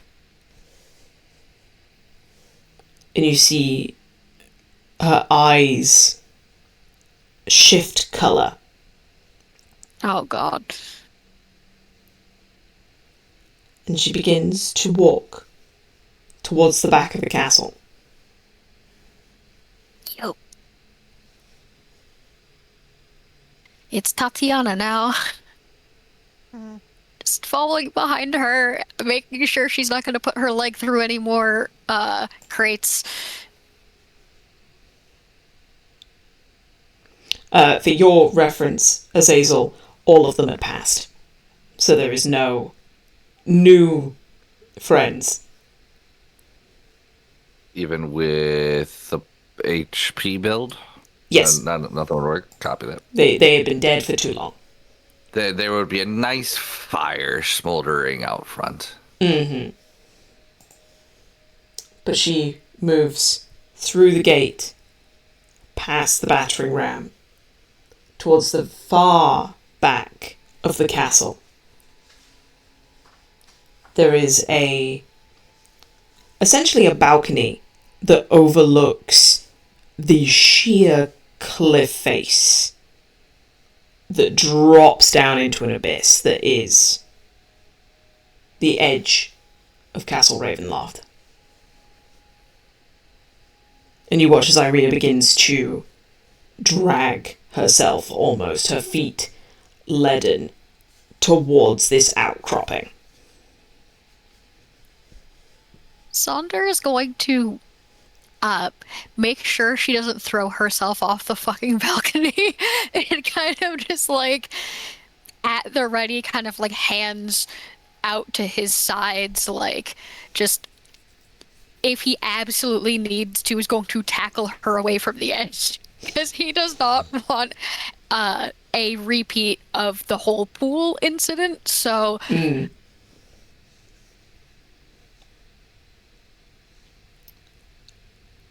thick clouds fill the sky. Although the weather is definitely taking a turn for the better.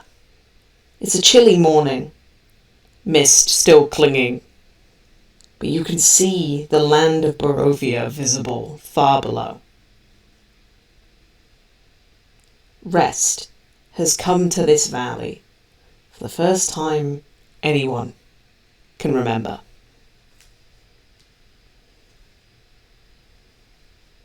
It's subtle at first, but then you all turn as something begins to glow behind you all.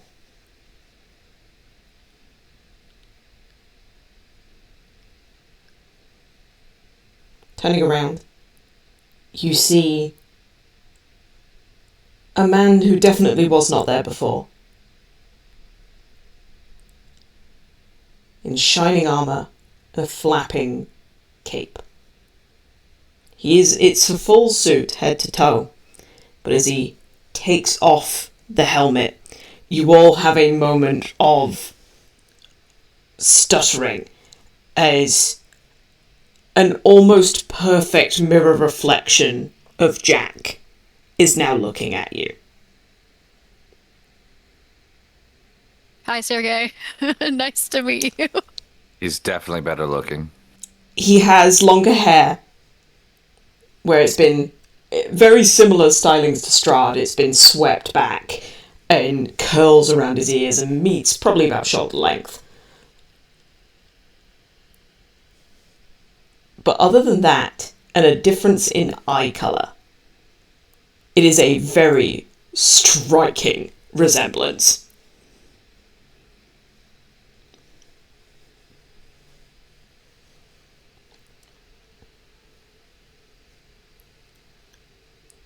There's a weird mix of auras coming from him. There's a strength of will, but a forcefulness of his presence. He's intimidating to look at. And then it's all tempered by the sadness that fills his eyes. His voice, when he speaks, is calm and peaceful. My name is Sergei von Zarovich.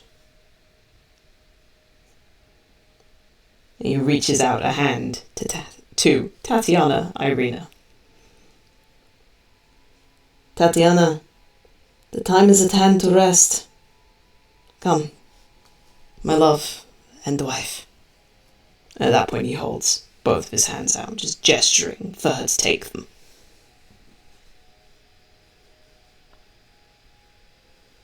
The fog almost lifts immediately, as Irina immediately beams, looking at this character. Sergei! And she just jumps into his outstretched arms. He clamps around her, holding her tight. There's a desperateness in his hands. And when first you saw him in the pool, he was this almost illusion of water. Now he is, apparently, flesh and blood, able to be there, hold her.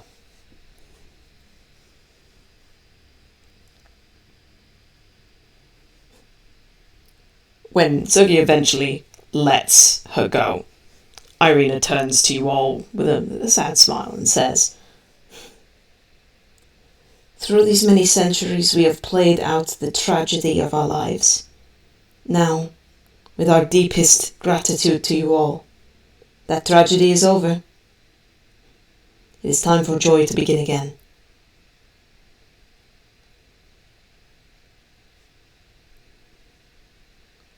Hand in hand, they begin to head eastward, towards that balcony, towards that overlook. And as they walk over the edge, they begin to walk on a ground that you can't see. An invisible road beyond the eastern wall. Their glow illuminating and thinning the clouds above Barovia. The clouds suddenly break open, letting shafts of glorious sunshine flood through. In the valley below, the strange fog dissolves. Barovia is free once more.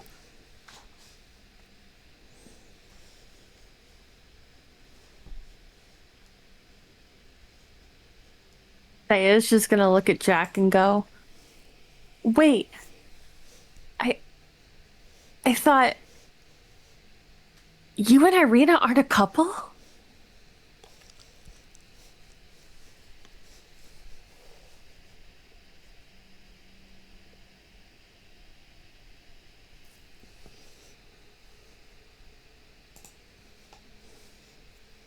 whenever Jackie, you're muted. whenever no, no, we're not.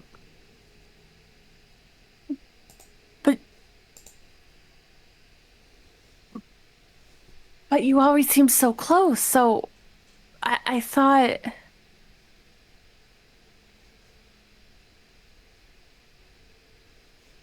Oh. Wow, I feel dumb.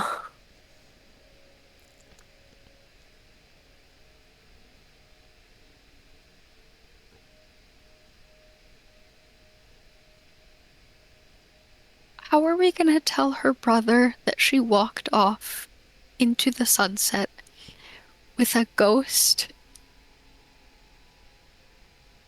I have no idea. I even just like that. Is she a ghost too?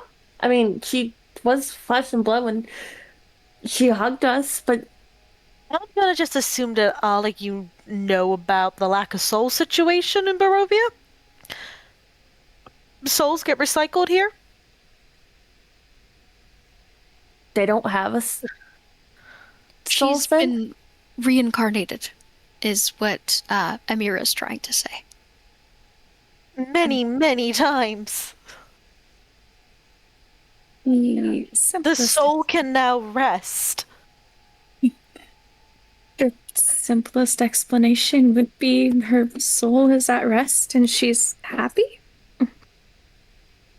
She's with someone she loves.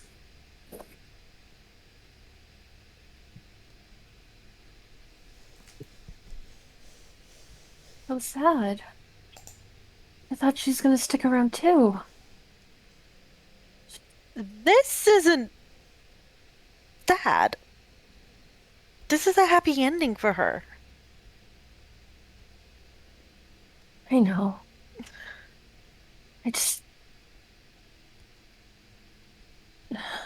Change isn't easy. Seems like it's been a long time.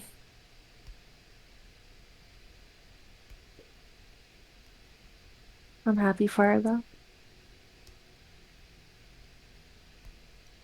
And I really thought, Jack, you were in a relationship with her. If you only knew. Amira would look at Sonda with raised eyes and just mouth, Queenie? Like with a question mark? Sonder kind of just gives a bit of a tilt of the head and a, shall we say, a shrug.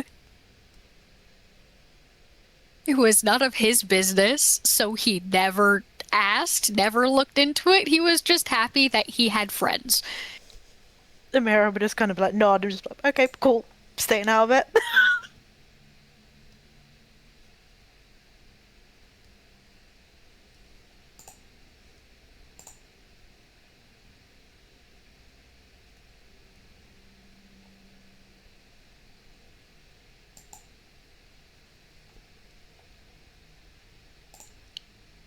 And with that,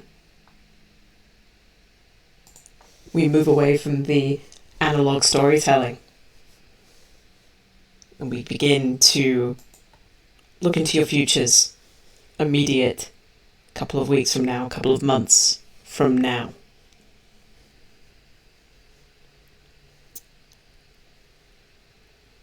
I will say that there will be some universal truths. Ismark becomes burgomaster of the village of Barovia. He offers the village as safe haven and somewhere that anyone that is staying in Barovia can use as a base of operations. While Rudolf van Richten leaves, Esmeralda stays. She's not convinced that Strahd is fully gone, but also knows there's enough monsters to be dealing with here. And now, sure that the Barovians are going to turn on them, the majority of the Vistani leave. Some quicker than others.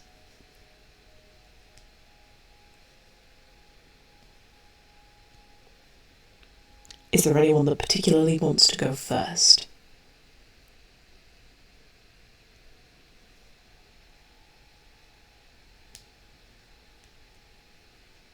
Right, no one spoke up. Alright then, since no one is offering, we will start... We'll start with the person that's probably on tender hooks the most. Alstra. I know that you're going to be searching for Valdis, and yes. Where do you search first? I searched the entirety of the castle. I do have a spell that may help, which is locate creature. Okay. Do you cast locate creature once you're in the castle, or do you do it as you're walking up to it? As I'm walking up to it, and it's... I think it stays, like, with me as I walk around. It lasts for an hour, and it's 1,000 Yeah. feet from you. Yes. Yeah. So, once you get up to the... Well, to be fair, we can say that you do this as soon as the moment with Esmeralda is done. You cast locate creature, and there is no pings. Valdis is not in... he's not in Ravenloft. Okay. I guess her thing then is basically going to be, if people choose to help her, is basically walking Barovia pretty much as she can to try and find him. Because from the riddle, for lack of a better word, her idea is something potentially to do with like a wolf den.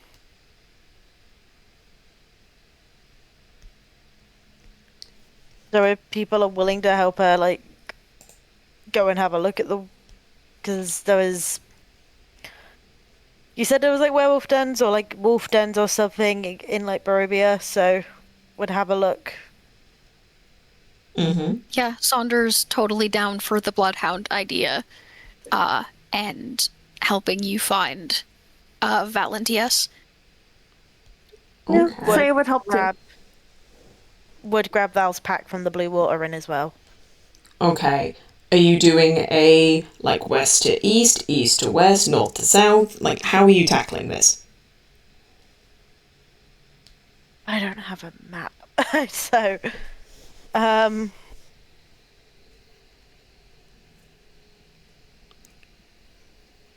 I guess the best place to do would probably be asking Amira and Isaiah as well, like, where would you recommend starting, and then going from there and just, like, spanning out.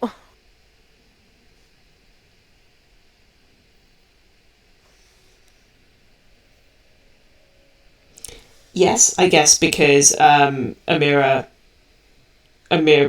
Azazel and Aurora weren't there for the initial riddle reading, so telling them the riddle would help. Yep.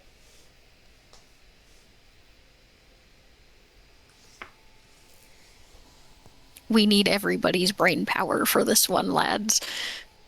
Yep, would say the riddle again to everybody.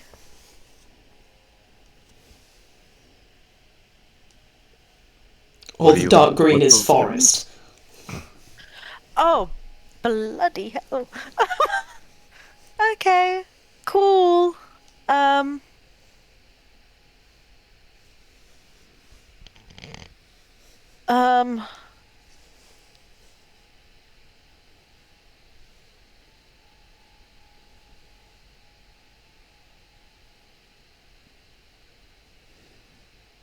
Azazel, you were gonna say something? Never mind. Okay. Um...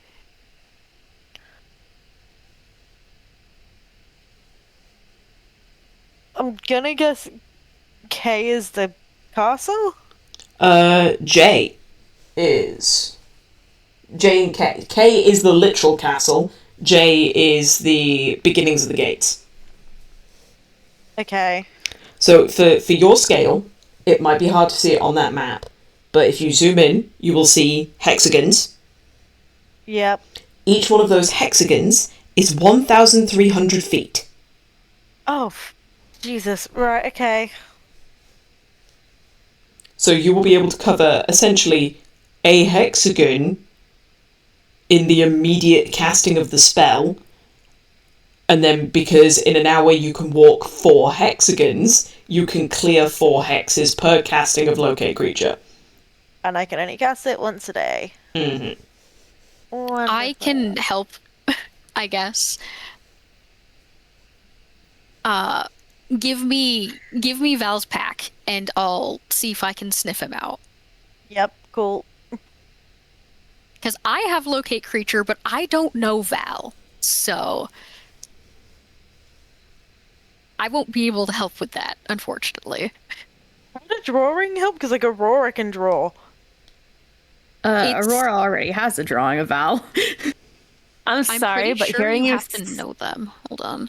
I'm sorry, but hearing you say that now is just so bizarre. Describe or name a creature that is familiar to you. So I don't know Val, so I don't know if that would work. I mean, you're familiar in the sense of, like, you know of him. But it's getting dodgy at that point. Yeah.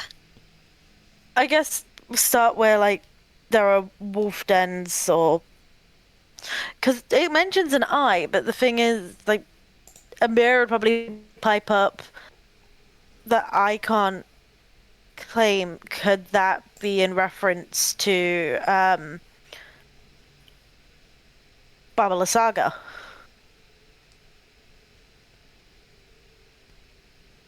Oh, we can definitely find out.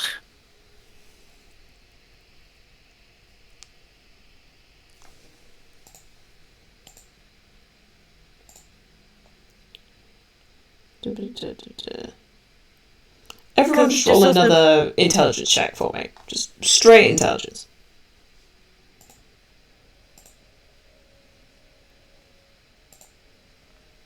God damn it, that was almost a 17. Holy shit. Esmeralda's the brain of the group. Apparently. We'll see what someone else rolls. Who's rolling? Everyone. Intelligence check.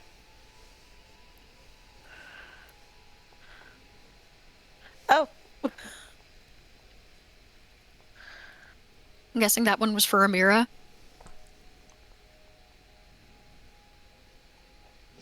Okay. Yeah.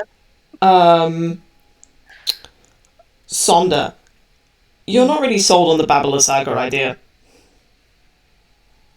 You don't know why, but it just doesn't sit right with you.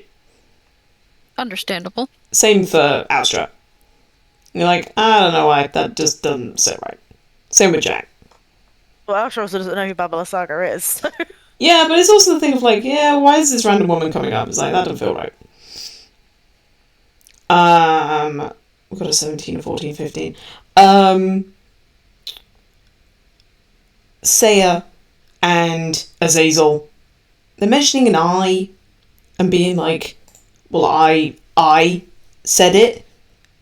Well, it was Madame Ava that said it. So is she the I?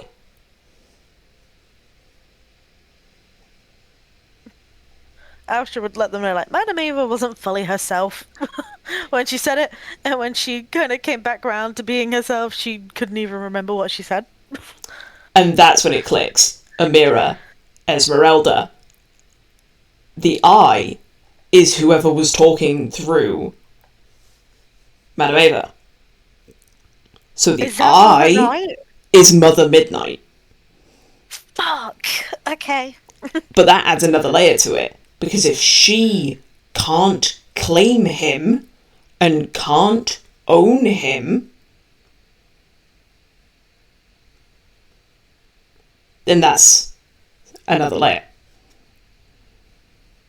And if she can't claim him, then the other idea that would go through Amira's head is, well, if Mother Midnight hasn't the Dawn Father? Is that what or is he called the Morning Lord? Yeah. All the different names. Morning Lord. But it's more the thing of, while, yes, the Morning Lord does, like, he takes people to the afterlife with the dawn, she claimed him as the sun.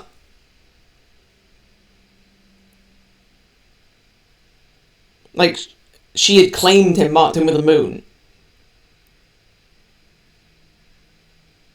So that means he's not dead? That means that she doesn't have him. And she can't have him. But you'd think, for someone that was marked as, like, their child, they would immediately, as soon as they died, try and grab him. It's not that they didn't, it's that they couldn't.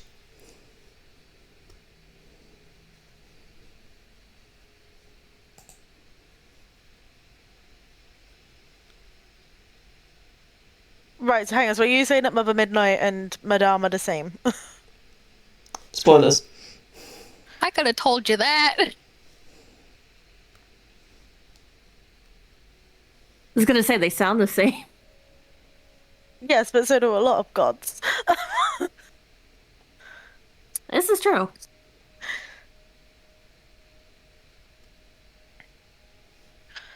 Okay. Which means then Valdis is dead, but he can't be claimed. Which means then, is he held in stasis as a vampire who is yet to be turned?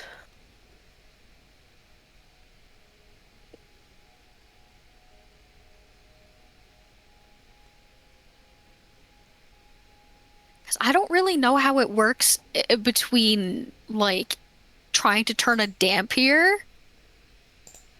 So I don't know how that, like, if it just, like, overrides and it's like, yes, full vampire, or if he's still just like, hi.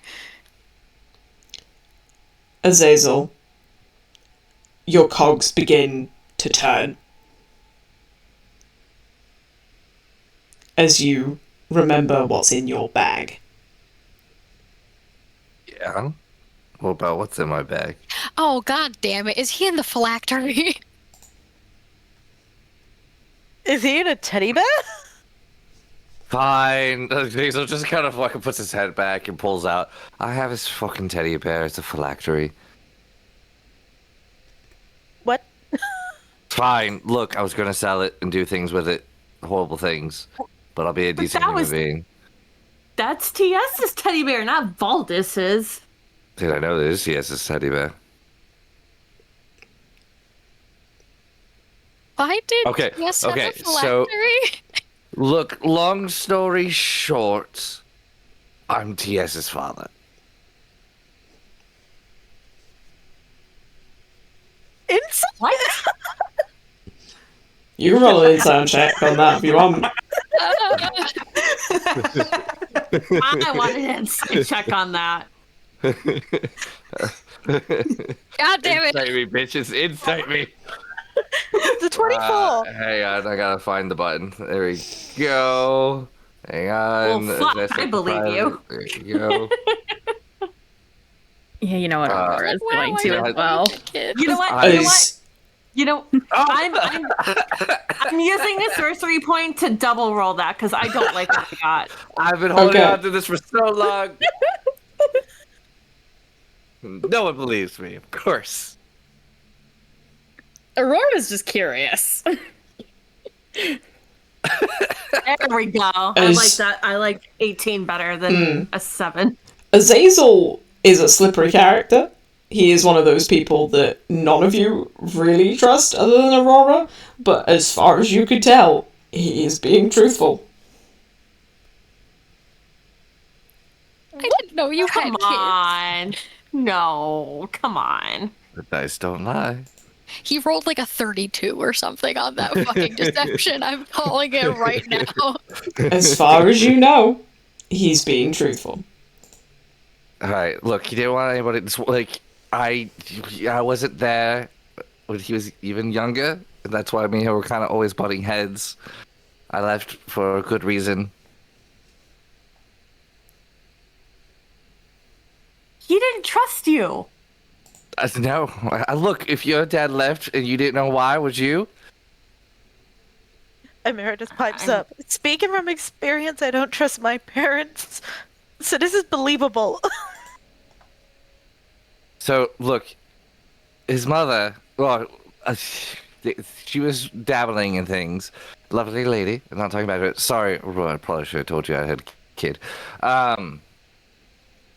But the phylactery likes to suck in things. I'm pretty sure he told me about this, if I remember correctly. Yeah, we had private messages about this, so I can say this. So I'm pretty sure Valdez's soul was like, ooh, cool place, let's go for vacation, and then it just ate it. What do you mean ate it? I don't know, it's probably inside of it. Can you It's a get teddy it bear. out? I don't know. You want to go in? No, I want his soul to come out. I don't. It was his mother's thing. Is TS alive? Did I we don't- find him at all? You technically haven't started looking yet. This is all happening on the first day. Forgot to tell you about the teddy bear. Look, it's a phylactery. Don't die near it. I wonder if Strahd has a soul. I wonder if hey Strahd, you here? Chase the teddy bear. Hey, Finn, are you listening? Wake the fuck up. Anywho, I'd rather you don't tell TS whenever we get him back, if we get him back, that I told you. He doesn't like people knowing that I'm his daddy.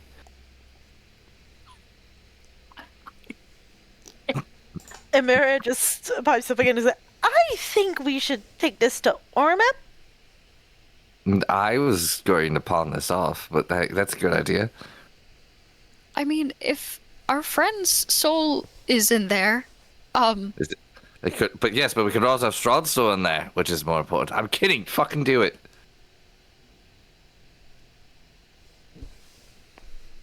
Go. What are we doing with it? What do you want to do? You want to break it? I'll break it. No, we're gonna do what I go Amira to smoke says. it. No. no, please. Let's all calm down. I'm not going to break it. Where are we going? Who's doing it?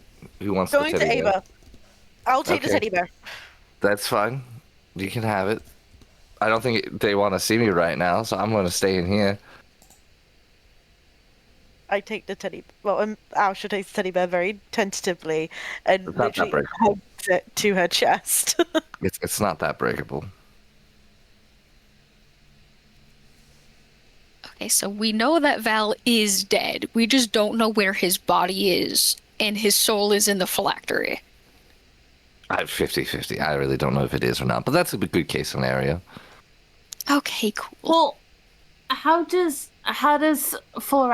phylacteries work? Like, can you get the soul out? Can we put his soul in another body? Can you possession a thing? As You're somebody who has got a new body, I'm telling you, you want to be in your original. Sorry. So No, then no, son, I didn't mean it like that. It's an adjustment. You're asking Oh, Rob. I I mean, flunked wizard school, so don't ask me. We're going to Ava. I agree with Amira. We're going to Ava. okay. And also, Astra, I just want to say that you're beautiful before, but you're even marvelous now as an elf. Just letting you know. Yes, she winces.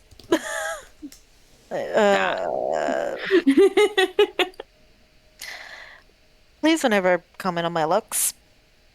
And just begins to walk back to the Stony camp. What's wrong with being an elf? Nothing's wrong with being an elf. It's more the fact you commented on my appearance. It's not uncommon for elves to do.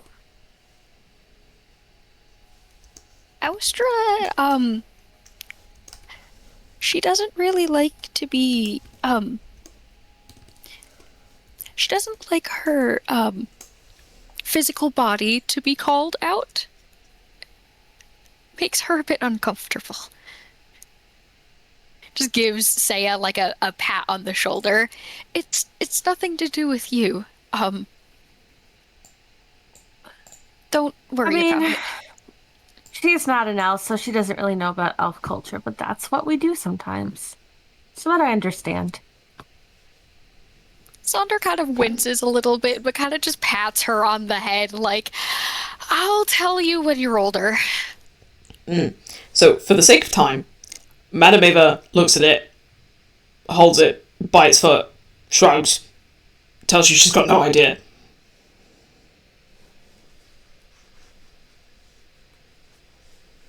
Beyond her knowledge, beyond her expertise. Like it. It's the next best choice. Well, we got one more shot in the dark with this thing. There was a story of a mad mage who lived up somewhere. In Yes. the tower? No. I have the. Where the fuck? I had notes. Where did it go? It's Irina and Sonder. We're gonna go foraging. Where the mad mage was. I don't have it in my notes anymore, which I am very upsetty spaghetti about.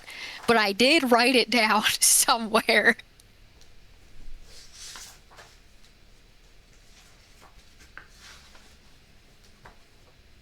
If anyone here who might know something about that,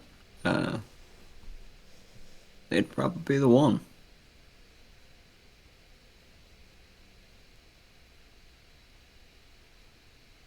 Okay.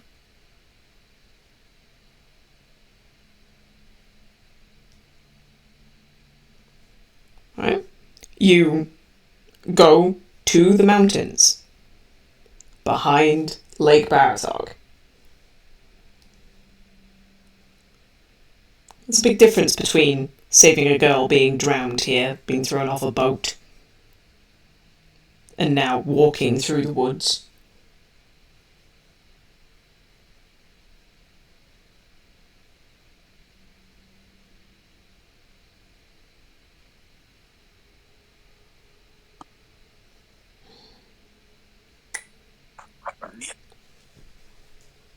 What would happen?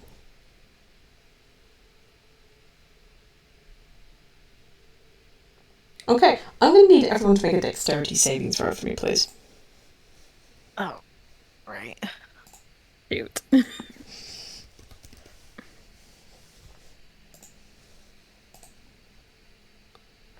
Actually, no, I take that back. It's not dexterity, it's constitution.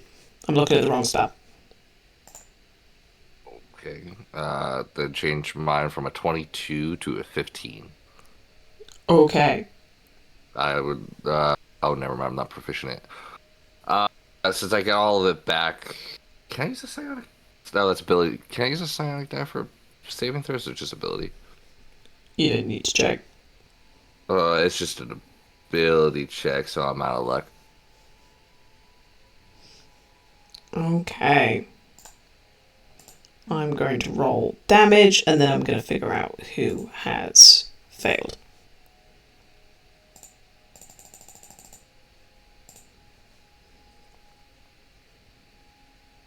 Okay, so everyone that got... would help if I could spell.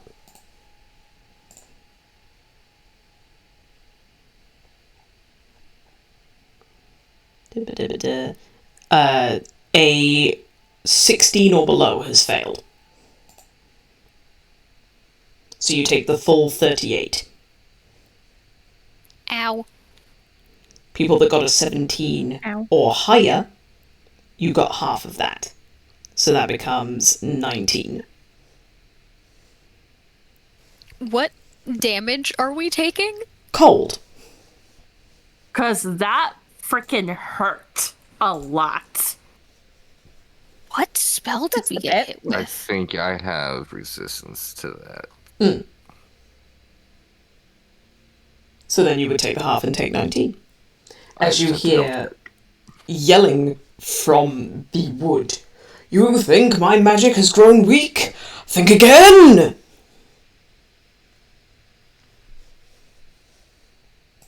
We just came here to ask for help. We don't want to harm you.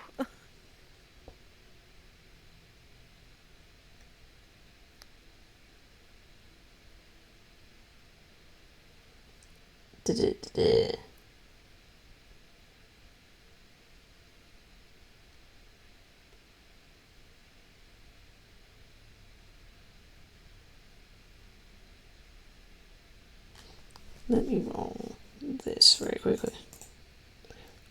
You casting locate creature for what?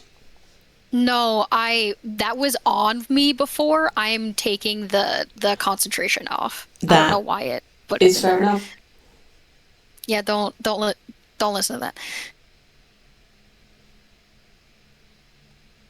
Okay. At that point, there's a very brief flickering point in time, like you almost feel yourself stutter in every way, shape, or form. And then I'm going to need everyone to roll a dexterity saving throw for me. Ah, boy, this.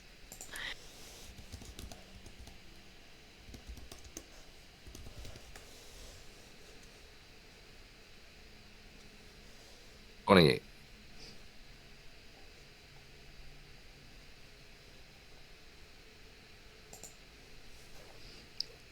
$14. Okay.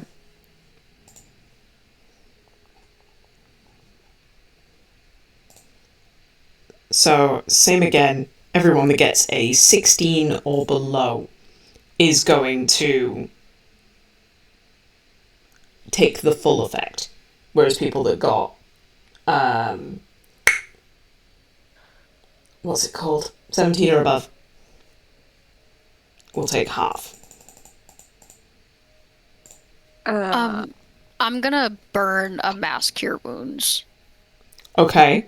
Well, people are going to be taking either 30 or 15 points of damage. Or 0 if you're Azazel. Okay, in that case, well, I'm gonna use my feature of Strength of the Grave because I'm at 0. Okay. Yeah, Aurora looks like she's pretty close to dropping too. Ausha has dropped. Hold Do I see on this? a minute. Do I see this person who's throwing the shit? Yes, you do. So, off in the tree line, but close enough to be able to get a strike on all of you as you were clustered together, moving through the trees and the mountain snow, is a man that appears to be bald with a conquistador style pointed beard and twirled like mustache, wearing robes that are smeared in mud and blood. They have not been kept well. But he right now, actually now that you're looking at him, there's 3 of him, flickering and blurring and moving between them, and he appears to be shrouded in this light blue energy, and he is preparing to keep fighting. What's this distance? Because of the length of lightning bolt. Hey, DM, I'm gonna roll my charisma saving throw. Yeah. He could be 90 feet away from you. Oh, This is 90 feet? Okay. Okay, so because of that, yeah, Sarah's down, everyone. I failed. I got her. Hold on. If I may DM, I'll use movement and action to move 60 feet. Mm-hmm. And then I will use my bonus action to use Deathly Horror. And he'll be within 30 feet of me if he's 90 feet at that point. Must succeed on wisdom saving throw or be frightened of me. Okay.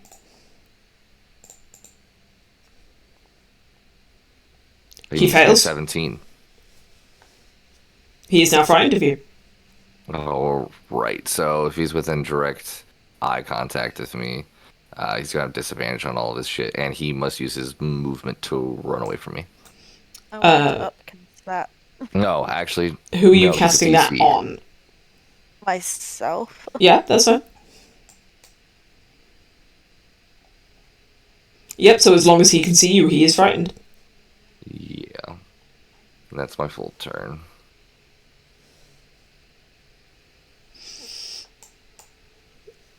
You get the impression that whoever this person is, they are going to keep fighting.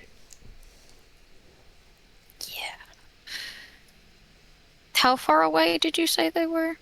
From you, he's 100 feet. God damn it. Okay. How far is he away from me? You're all in a line. You are between 60 and 90 feet away from him. Let me know when next round comes Era. around. Beyond. Amira's got 40 feet of movement, which is why I'm asking, because if she... If she dashes, she can get to him. Cool. I would like to do that, and then I'm trying to think of bonus action what she can do.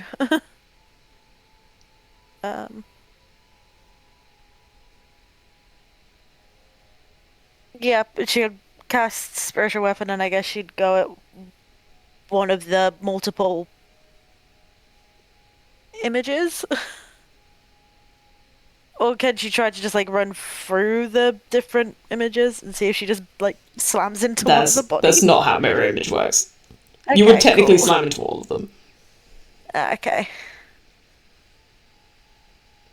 For the sake of time, for the sake of combat, you would wear him down, because between you and action economy, there's not much he can do. He would get to a certain health threshold, and he would so you all tell your dark masters they can break my body, but never my spirit. And he begins to fly away. Oh my god. Okay, hold on. I have Earthbind. Give me 1 second. I have command. You've got time now. Do whatever it is you can do.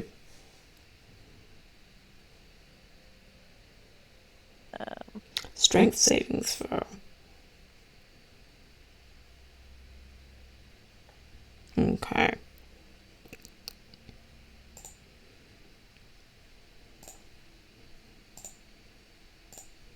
Who's doing strength saving throw? The person trying to fly away, and they fail. So Earthbind Hell yeah. gets them there. And then because it's showing up on my screen. Oh, I'm aware. And then Amira casts command. He needs to do a wisdom saving throw. DC 17.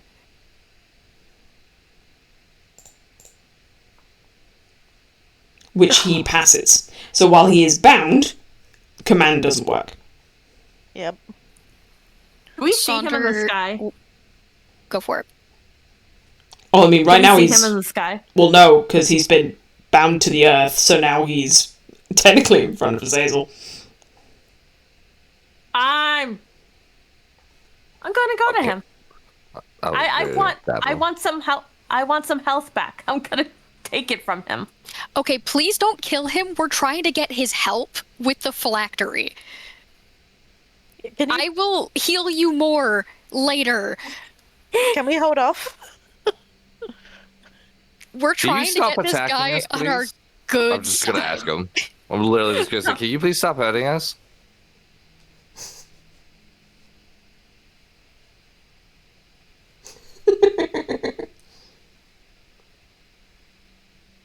I was all going to do vampire touch on him. Yeah, I know. No. And now that you've bound him, he is just going to keep casting spell. He casts Shocking Grasp on you, Azazel. That's gonna miss, though.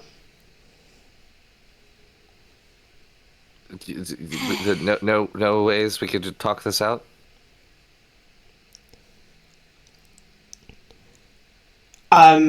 He essentially keeps babbling about how he will never give in to your master, You will never take him. He is not going to break. Like, he just keeps saying things in that rhetoric. Yeah, I don't think we're gonna get any information out of this guy. Do you want me to stab him? Okay, no. What do you want me to do? Okay, hold on. Jack's gonna try just yelling at this guy. Strahd's dead. There is no more master. Oh, I want to do something stupid, but I won't. Persuasion check, Jack, with disadvantage. Fair enough. I'm gonna give myself a flash of genius then. Mm-hmm. Persuasion. +5 to that, but that's +8. I need a 5. Disadvantage. Oh, Well, not good.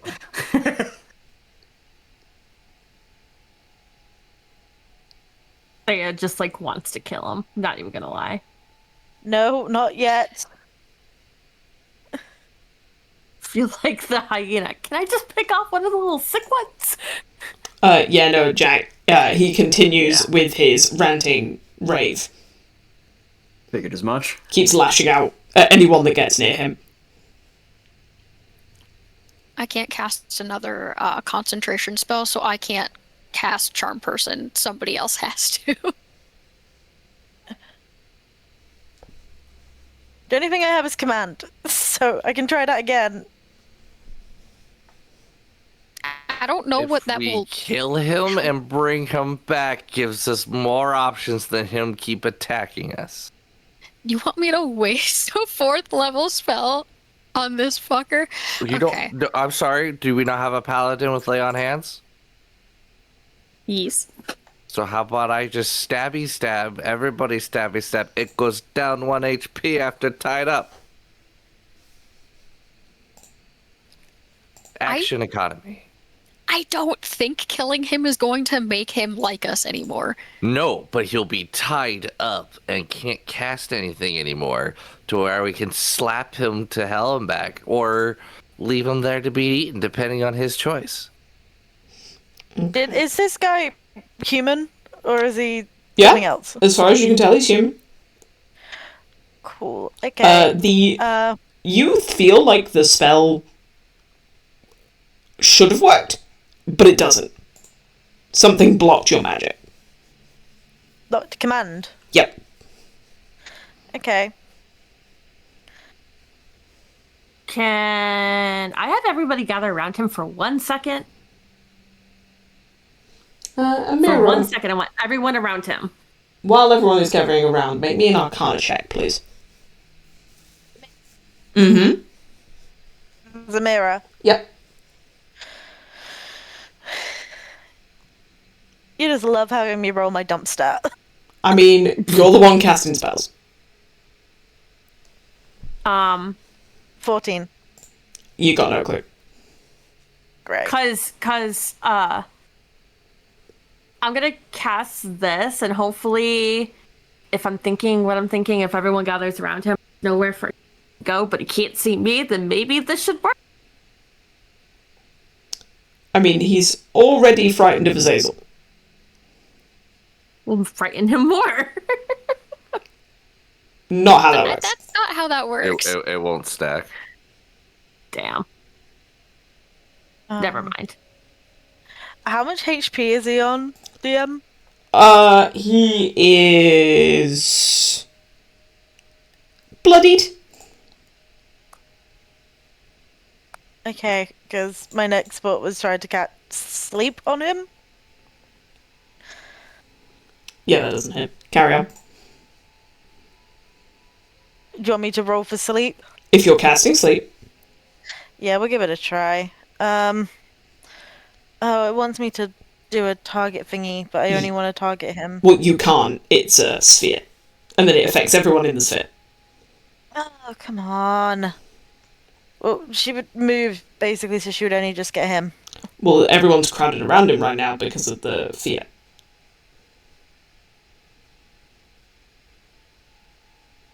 Or she wouldn't cast it then, if there's no way for her to physically cast it. about getting somebody else in it, because it goes from ascending order. Mm-hmm. Oh, so that's what a creature that has the lowest hit points. That's not helpful. Because we can't, we don't know.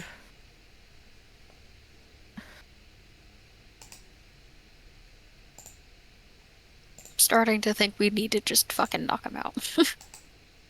Yep, screw it. Amira's gonna just whack him Okay. with the axe just Yeah. to knock him out. Action economy, you whack him until he's unconscious. Amira just looks at Azazel and just points down to the wizard. How about it? What? What? What do you want me to do?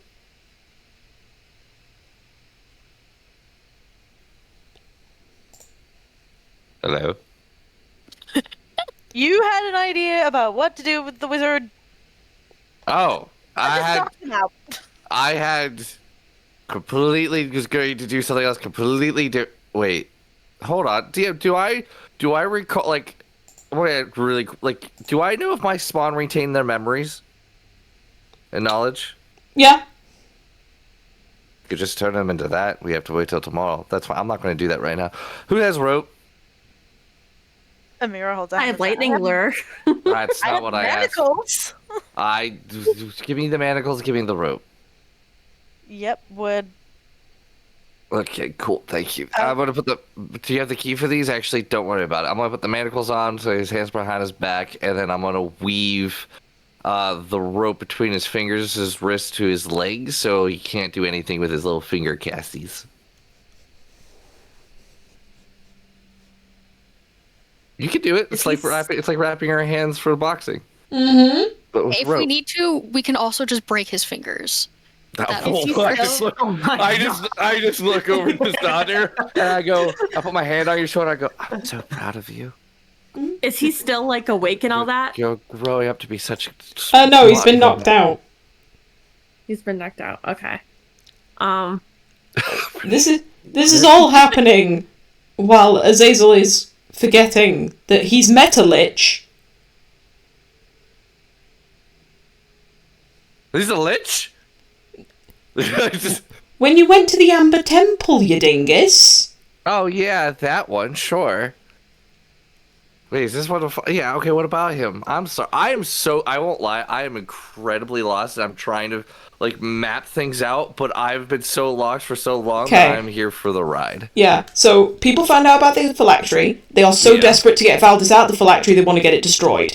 They were like, ooh, high-level wizard, let's hog-tie him, knock him out, and figure out if he can help us with the phylactery. When you've been sat there the entire time being like, oh, well, I know a lich. Maybe he can help us figure out what to do with his phylactery. But I thought he wouldn't talk to me. He happily talked to you. Who didn't? Oh, it was the vampire who didn't talk to me. Oh, yeah, I thought it was. I flipped Fucking it. Lord. I seriously thought it was the vampire, and that's why I just wasn't there. I also told you I was very lost, and I'm dying today, so I apologize. Mm-hmm. It's been a little bit. I'm killing him. Oh, okay. I'm kidding. I want to kill him. How are you killing him? Everybody calm down. Fireball. No. Aurora, can you please give him 1 HP? Yep.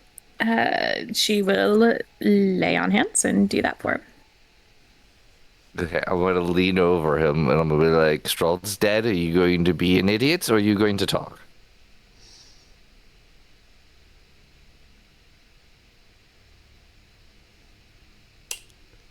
Azazel, I have a question. Yes. Can you compel people?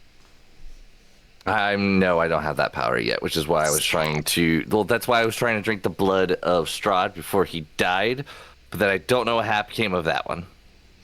Rip. Never mind. Oh yeah, you drank the blood of Strahd before you died. You would technically be a level 3 vampire right now. I was never expecting this to be in-depth roleplay. I was expecting this to be bullet points, being like, this is what you're going to do next. And then you guys went for it. Oh, I was here for to be bullet points. I was too, and it turned into this, and I was like, okay, here's another 4 sessions, let's go. Fucking, I don't give a shit. Welcome to the chaos, my friends.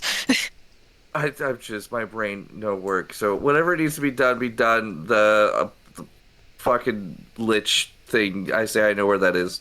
Okay. You all go to the Amber Temple. You follow Azazel around, and you find a lich sitting in a bedchamber, reading a book. I honestly, I wrote him off as just I wasn't gonna bother anymore, so my brain said delete information. Mm-hmm. Well, I'm glad he's just sitting there enjoying some literature, you know? Yeah. As you do. And now he's looking at all of you.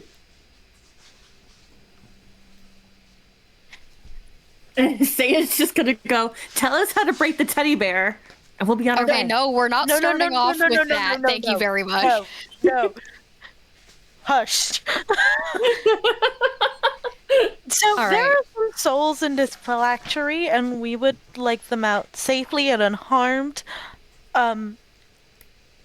We don't know where the bodies are. Is that going to be an issue?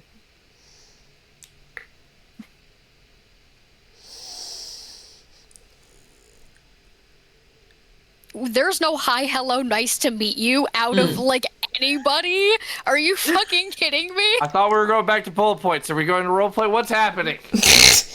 You watch as the skeleton scratches, like, physically, like, because it is essentially a floating skeleton wrapped in, like, almost bathhouse-style robes. Where it's, like, fully open chest, so you can see the rib cage. It's just, like, a bit of material covering the shoulders, and then it's the opposite of a tunic. Whatever a long skirt is, but it would go with a tunic. I can't remember what they're called. And he just looks to you all, scratches the top of his head, and goes, "Do I know you?" No, hi, it's very nice to meet you. I'm sorry we came barging in. We have absolutely no manners. And just kind of, like, slightly glares at everybody. Hi, we're friends of Azazel. And we are having some problems, and if we were wondering if you had any knowledge to spare. Introduces everybody, head count, hello, nice to meet you. The lich actually apologizes profusely, and is like, "I'm really sorry, I wish that I could help you, but I don't have any recollection of how to help you."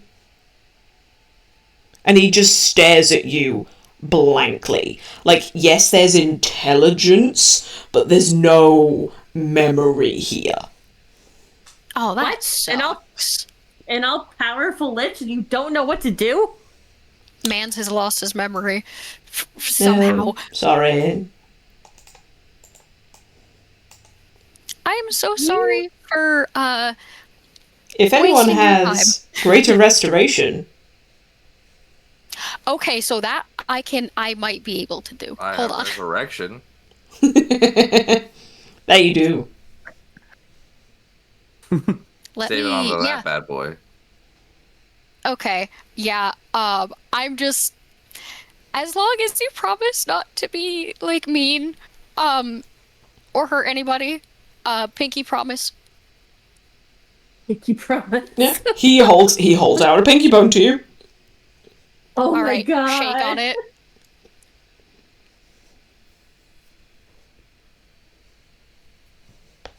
Please don't fuck me over, please don't fuck me over, please don't fuck me over, please don't fuck.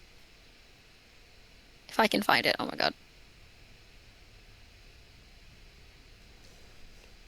Okay.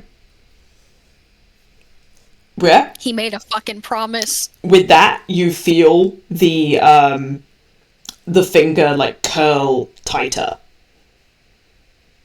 As you see the dim blue flame that sat in the eye sockets actually, like, spark. Mm-hmm. How do you feel now? Are you alright? He looks you, like, dead in the eye, Sonder. And, like, he's actually able to hold you at eye level because of his levitation. My name is Exathanta. And if you would like me to help, then I need the bear.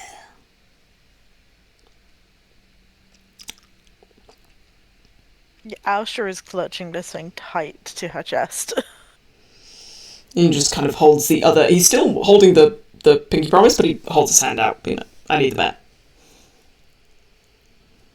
Very tentatively and slowly, she holds the bear out. He actually brings it up to the cavity where he would have a nose, and somehow inhales, even though he has no lungs. I love that for him. We can do a tour of the Amber Temple later. Do you have the remains that are attached to the souls? We can't find them. Well, I guess if the souls are released, that's something that you can do. And you watch as he hooks the end of one of his fingers into, like, the armpit of the bear. And what it looks like is he's just, like, picking the stitching. But you watch as he hooks a finger in and drags out this primordial glowing orb. It would probably help if you described your friend, so I know what I'm looking for. Aurora, you got pictures. Aurora would dig her sketchbook out to the trio picture she had for everybody fallen and point out Valdis. So he has really pale skin, red carmine eyes, and dark blue hair. Sticks his finger back in. Apparently the orb he got wasn't satisfactory. Sticks it back in. Pulls out a lavender coloured ball and just flicks it out into the air. Do we follow that?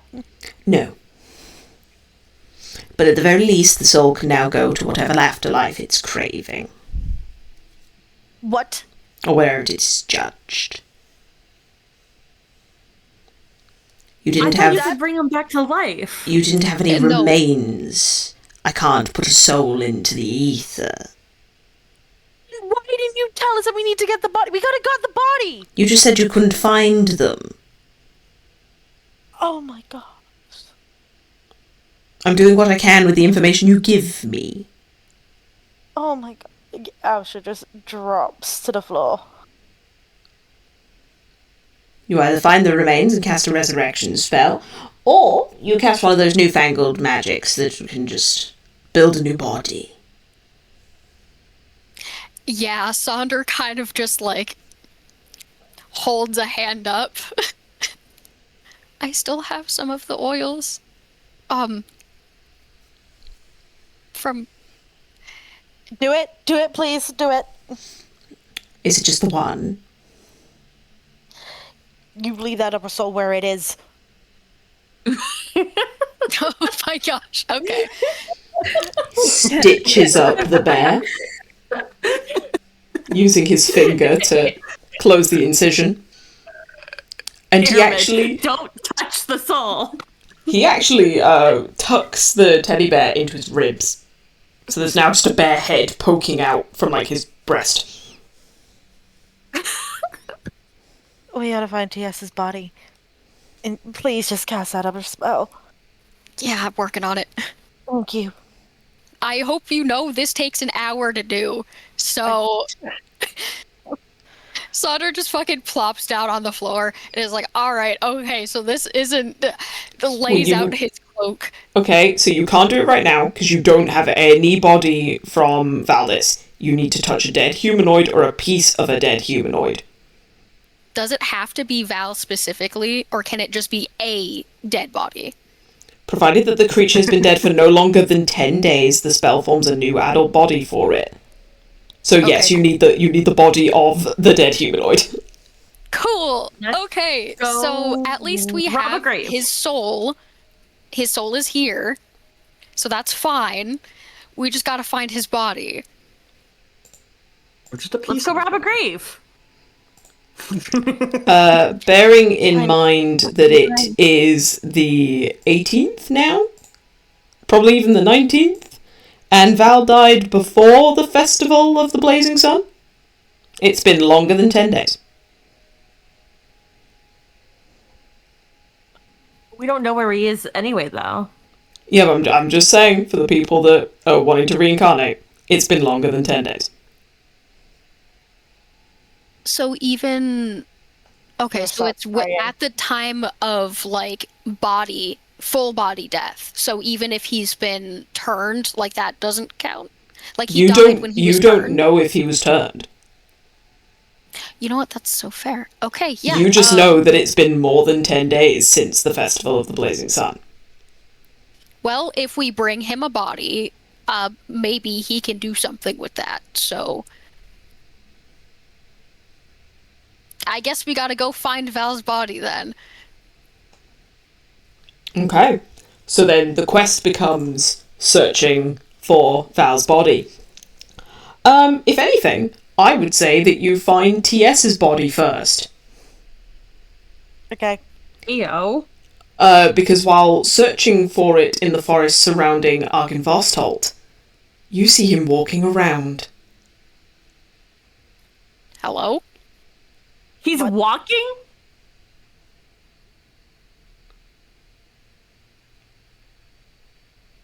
Yeah, you see TS walking around.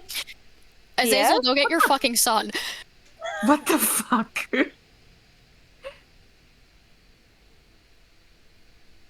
I mean, by walking, I mean he is a dishevelled, rotting corpse. But he's Not a walking. zombie, is he?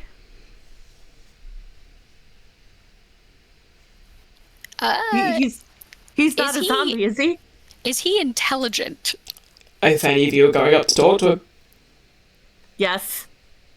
I think Say his- probably one of the either Azazel or Aurora. I think Aurora at this point, she's the one who looks like their original self. You know what? Fair. Staya looks like the I can her original also self. telepathically speak to him if that's just easier. Well, whatever you do, as soon as TS notices you, he starts spouting hateful rhetoric about you betraying the Silver Dragons, about not fetching the skull of Argynvost, and he goes at you with a longsword. No, I God. like to... I'm sorry. Have I experienced that before? TS. We now know that one of the dead people from the stronghold is currently possessing his body. Yeah. Ay. We are Alright, so literally burn it. getting Fireball. we're getting the fucking skull. We have more important shit to do first, but we are getting the skull. Calm. As you experienced the first time you came here, there is no calm, and you need to fight TS until you kill him. Yeah, non-lethal, I'll do my thing. At that, the body goes limp. Soul comes out.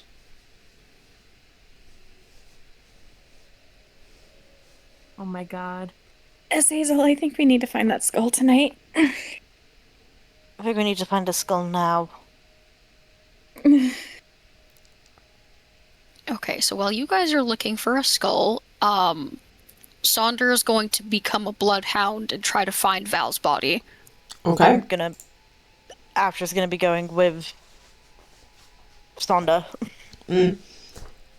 Takes you longer than you would like, but between Sonder being a bloodhound and Ouster receiving strange visions, portents, ravens flying, you find a skull. Picked clean. Just a skull. Its canines extended, but it's a humanoid skull. At least we have part of the body. Do it. I'm a dog.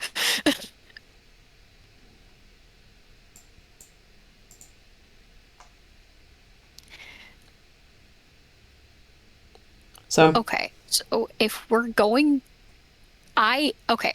So if Val has been dead for longer than 10 days, I can't do anything. So we're gonna have to go back to the Lich and be like, hey, do you know of anything that could help?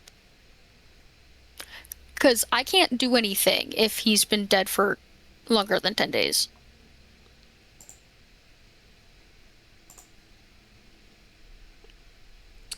well, I guess then it becomes the thing of, is Azazel compassionate and uses his true resurrection?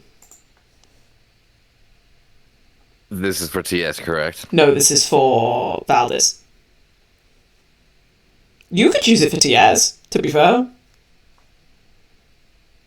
He'll make a point clear that he preferred to use it for TS over Valdis. No offense to Valdis, but he owes TS.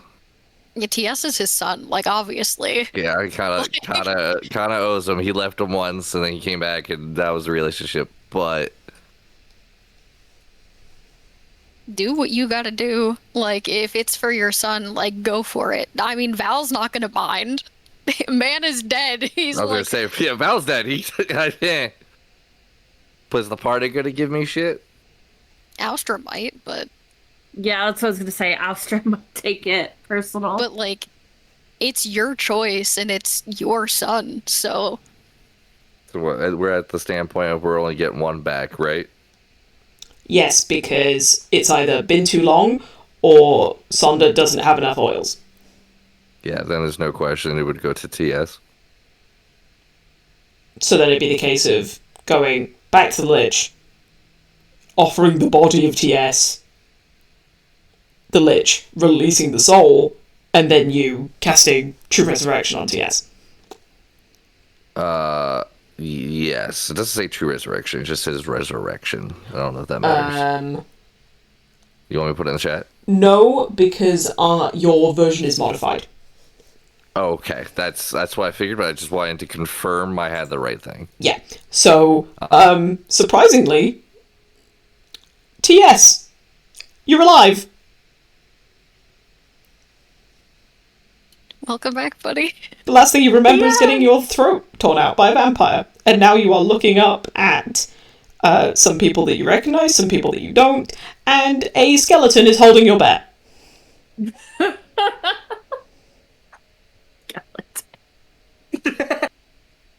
Welcome back, buddy. There will be first a look of confusion, dread, shock, and then a slight understanding. Almost knowingly, the skeleton hands you back the bear. Thank you.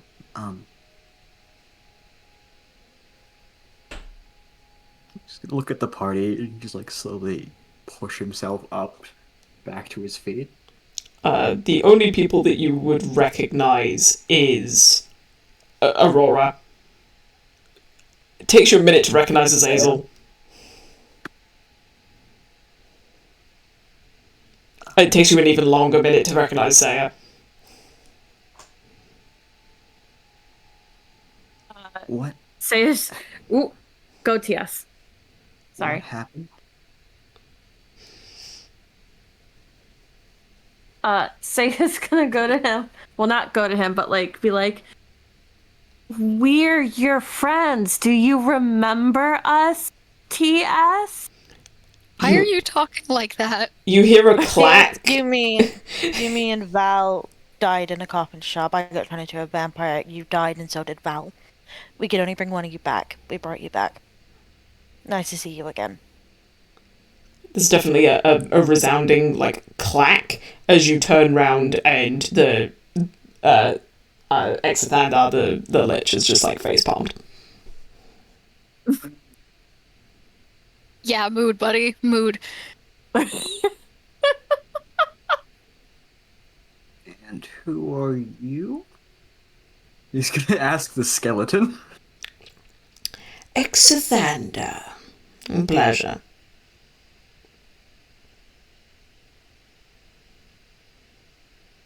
Thank you.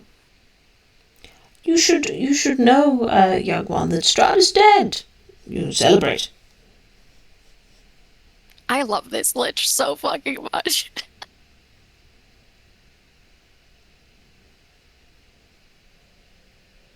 Okay.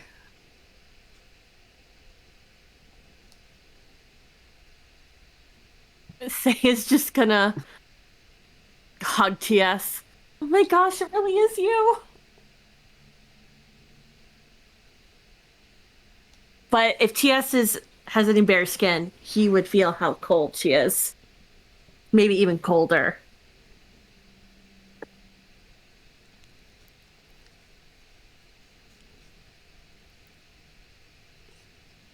So, are we able to do that again?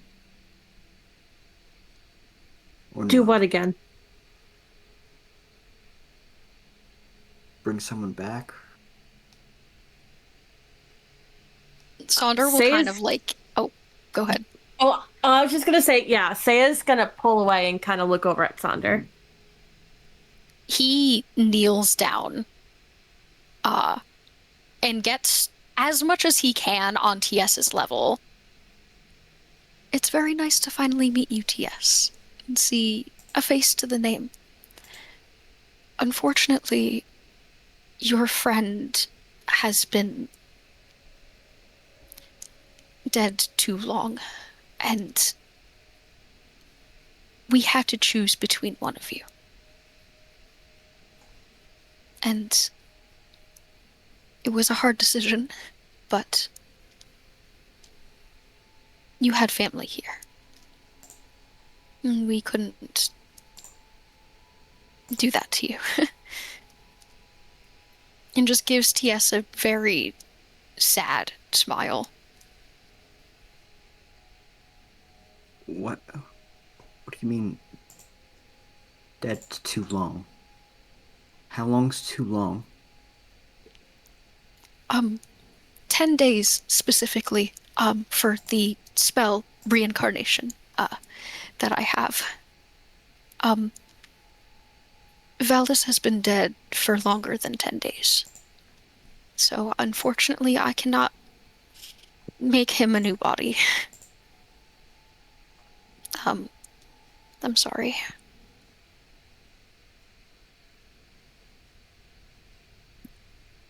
You'll see his breath starts to speed up a little bit. Tears starting to well up in his eyes. You...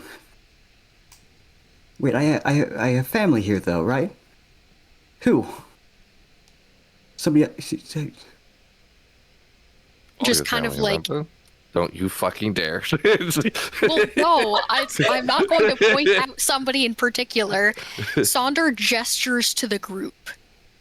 Thank you. There's a look of don't you fucking dare that you do that. I was like, never. His head will bow a bit as he just kind of falls back down to the ground. Yes. Remember, I'm Saya, Azazel, Aurora, Honey, Austra. he's grieving right now. Just give him some space. You hear a voice, TS, like just hovering over everything. Yes. Who else do you wish for me to remove? Be specific.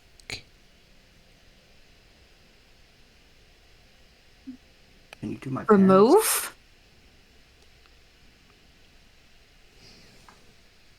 And he takes the bear from you again. And this time undoes the stitching that connects the center bit fabric that would be like the belly. And pinches out 2 orbs. One, I guess like the colour of buttermilk. The next, the colour of a vibrant green moss, and just flicks them into the air.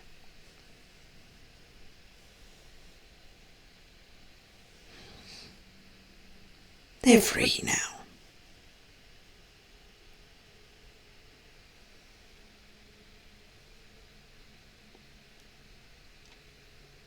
you, sir.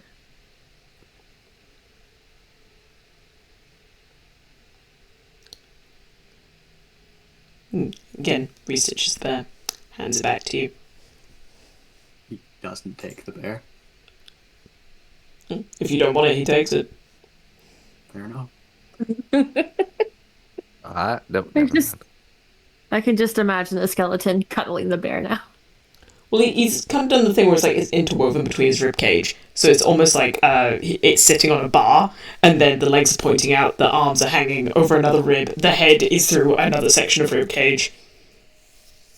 So it looks like it's strapped in for a roller coaster.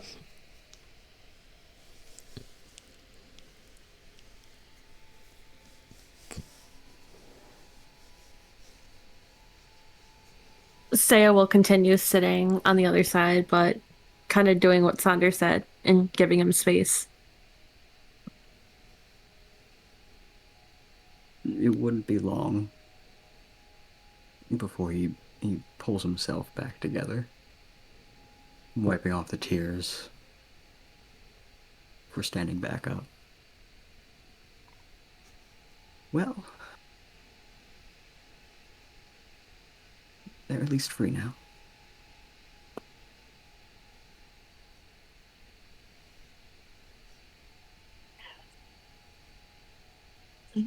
They'll live peacefully from now on.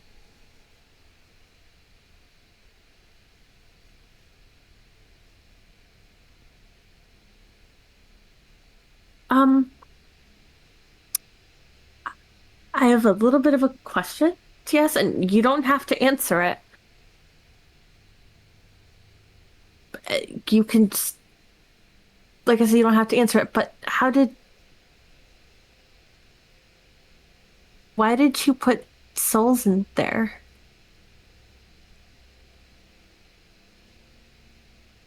I didn't.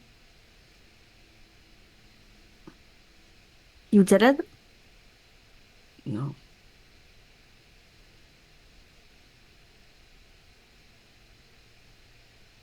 She's gonna look over at Sander. I don't understand. So, And you don't need to, girl, you're never going to become a lich. Okay. And she just kind of sits there and goes, fair enough. The easy explanation is that it's a thing with its own ecosystem. It does it on its own. The boy had nothing to do with it.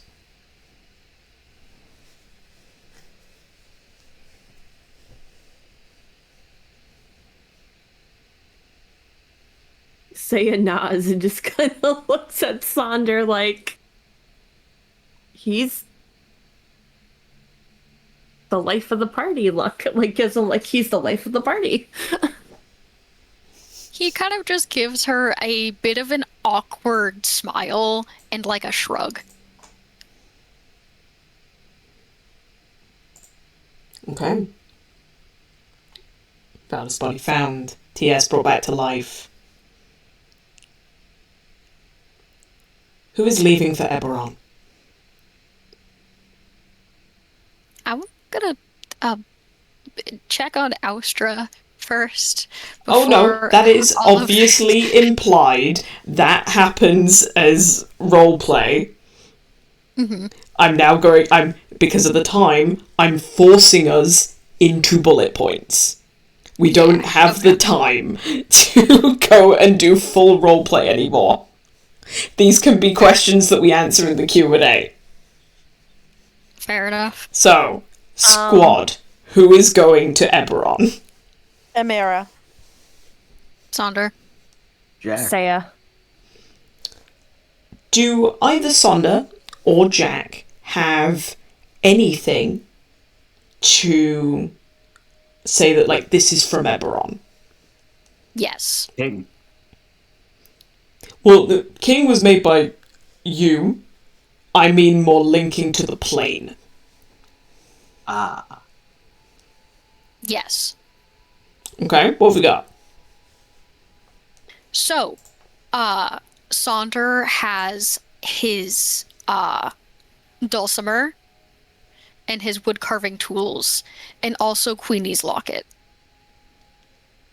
Okay, things that Because were he made didn't- by the guild folk. Exactly. Less linking them to you and more to the guild itself. Okay. After a farewell party is had, people gathering to say goodbye, you, hand in hand, all begin to walk through the mist. Same mist that brought you here. And at first, nothing immediately happens as you grip onto your woodcarver's tools, Sander, like thinking of the dulcimer that you've strapped to your back, thinking of Eberron, thinking of home. You begin to hear something different. Your feet are stepping into different ground. You look down, and it's red sand on top of cobblestone. The crunch of the grit beneath your boot.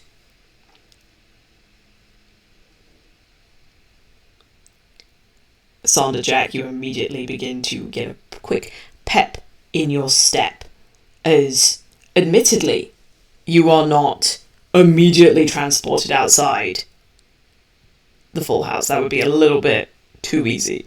But you at the very least recognise that you are in a city 2 towns over. And you are all in Eberron. The whir of machinery, steampunks, like influences all over, steam and soot belching into the sky. You're home. The heat is the first thing that hits you. After being in Barovia for a good couple of weeks, you had forgotten how hot and humid Eberron is. But you're there. Takes you a little bit, but you walk back to the full house, and you are greeted with open arms.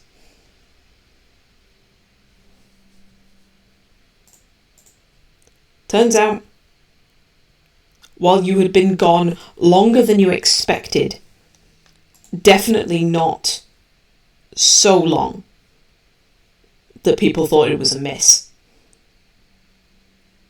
In their eyes, you've been gone an extra 4 months. So they haven't seen you in 5. We do need to make a pit stop at Queenie's place. Mm-hmm. Drop off the locket. Pass on the condolences. Introduce the new members of the full house. Also give her a proper funeral rite instead Yes. of just a bonfire. Going through the traditions of her gods, her worship. Using the clerics of Eberron to do a complete and full service.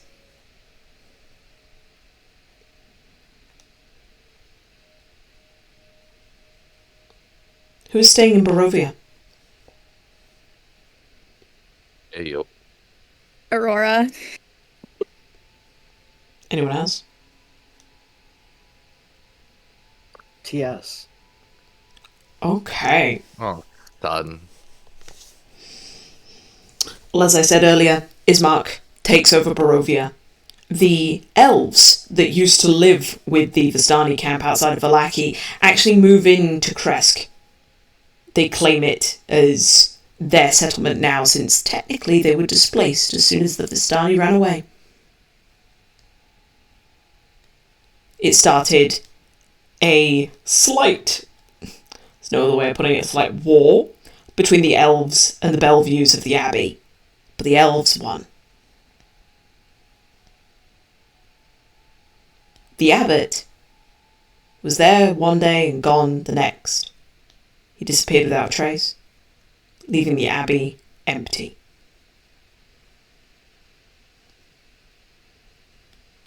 The burgomaster kept in control of Vallaki, but now, without the threat of Strahd looming over his head, he was a more benevolent ruler, and specifically stuck to the outlined rules that you gave to him. Slowly but surely, you pick through Strahd's castle, destroying unneeded furniture, taking down unnecessary murals, getting rid of a lot of dead bodies, bones, piles unneeded. You deliver the skull of Argynvost to Argynvostholt. You take the time to clear out any reference to Strahd and make it your own.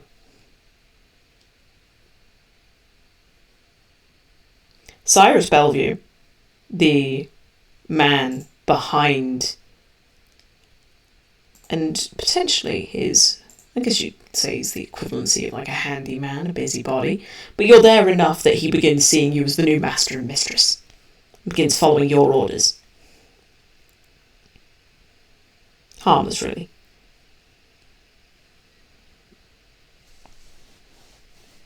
Over time, Barovia accepts their new king and queen.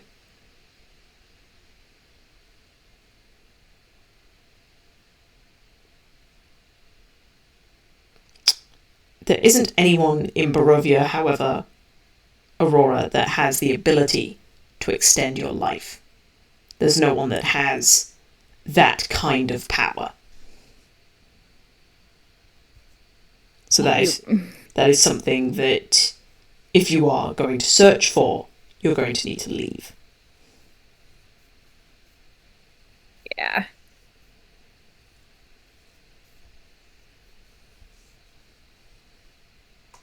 With the curse broken, would she be able to actually leave and return, though? Do you have something binding you to Barovia? She has the necklace. Yeah. So, with the same logic as you using something from home to link you back to the temple, you could then use the necklace to come back. Or you could always become a vampire. Just saying. And become an oathbreaker.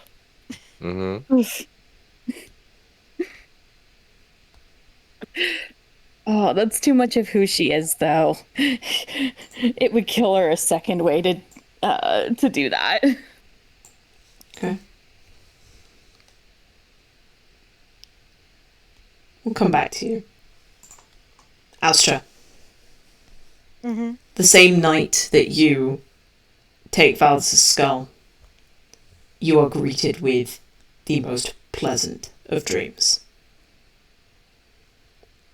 You feel warm, fuzzy, and you can't remember any details afterwards, but you do smell like a woody, musky smell that sends tingles down the back of your neck, that triggers a response in you.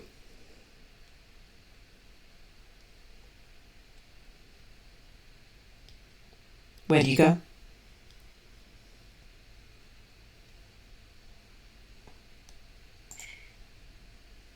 The one place she probably doesn't want to be, but knows it's where she needs to go, which is back to the temple. Okay. You go there. You are accepted with open arms, no one ever asking or judging. Some of the elders do ask about your adventures and what happened to you, and you share as much as you wish. I tell them the truth, but I also tell them that I am here with Val's skull, where all there are high-level clerics to bring him back.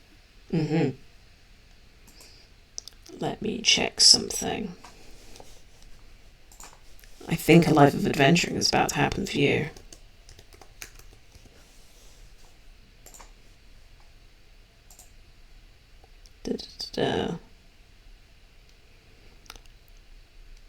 Okay.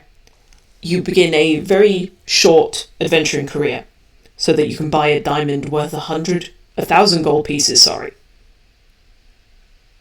Takes you a little while.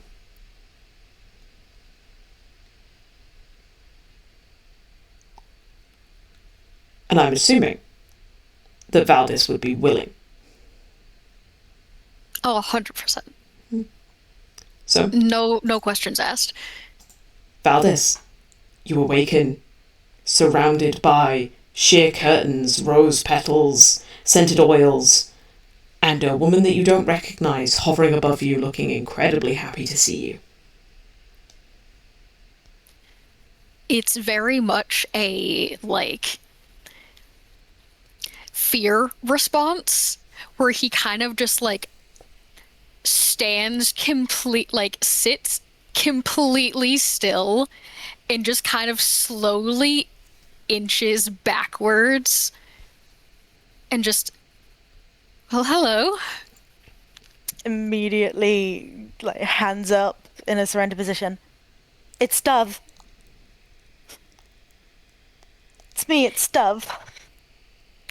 His face screws up in confusion and just kind of does a full once over, like head to toe, notices the ears and like the skin, and is just like, It's You're Astra, it's Dove.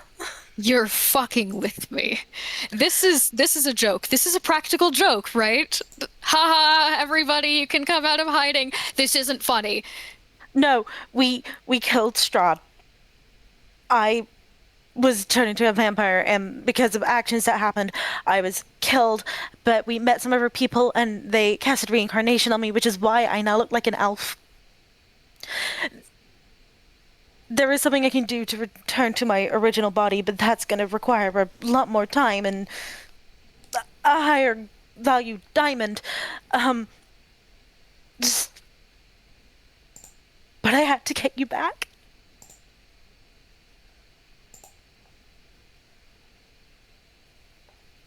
DS is also alive. Sayer is alive. Aurora is alive. Azazel became a vampire?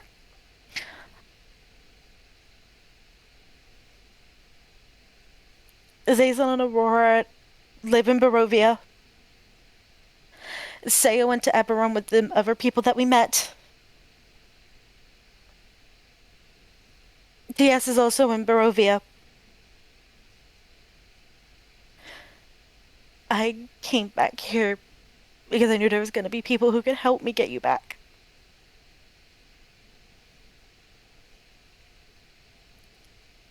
Astra can kind of see Val's jaw kind of like tensing a little bit as he's kind of just staring her dead in the eyes, like trying to see if this is actually happening, if she's lying, if this is a practical joke.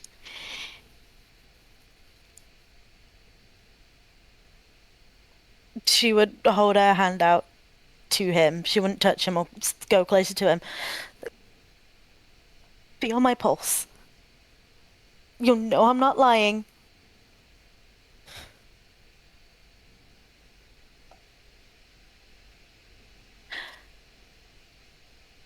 There's so many emotions kind of swirling in his eyes, and it's confusion and standoffishness and fear and a bit of hope.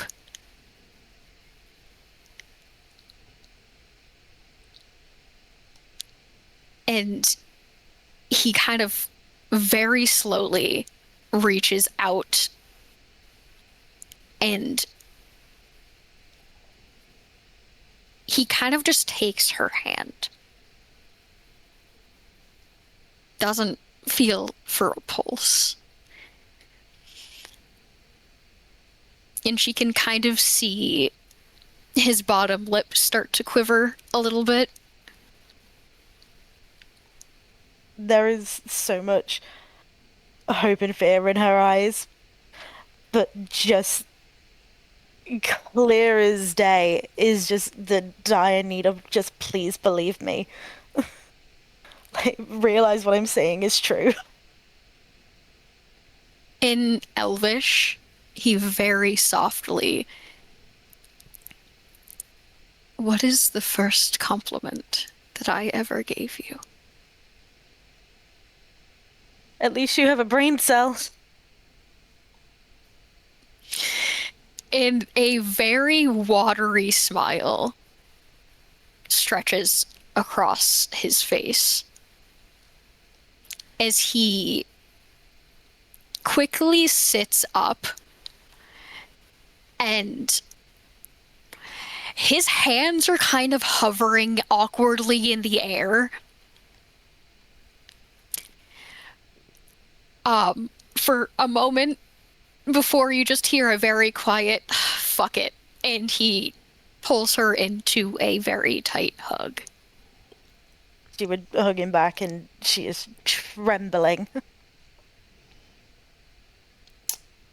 Valis, as you're sharing this moment, you feel a burning sensation on the back of your hand. Mm-hmm.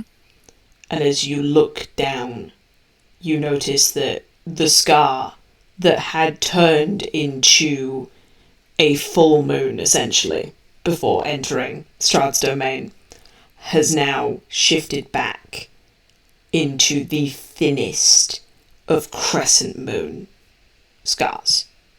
Almost as if someone has stuck a thumb right into the flesh. Mm-hmm. You hear a voice in your head say, "A deal is a deal. You helped me with my problem. Now I am to help you with yours."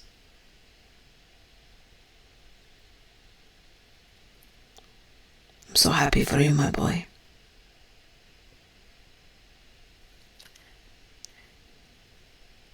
Austra can feel Val, like, kind of tense up a little bit before a very choked, watery laugh comes from him.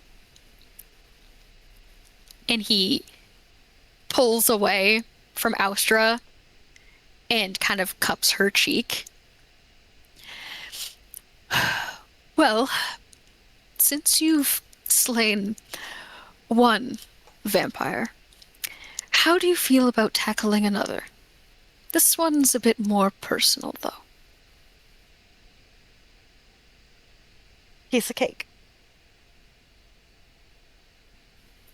Well, I never expected to bring anyone to meet my father, but now is the best time as any.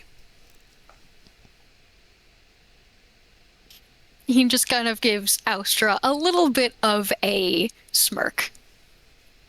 It's still very watery. Still kind of like not 100% there, but he's still Val.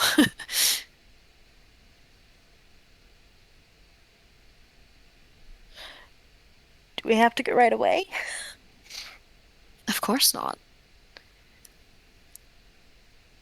I've been dead for a while, and I would like to eat something.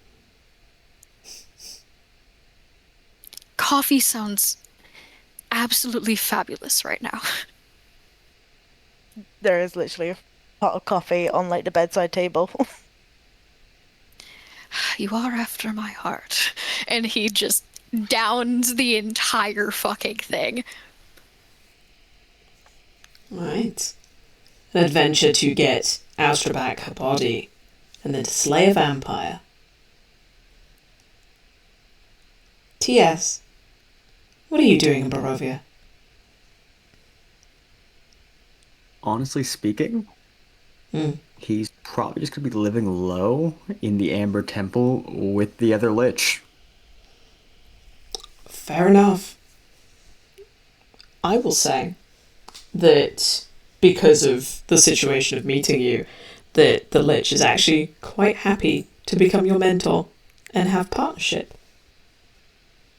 I would say that as the days, weeks, months go by, the levels that you're gaining in Wizard are definitely helping you.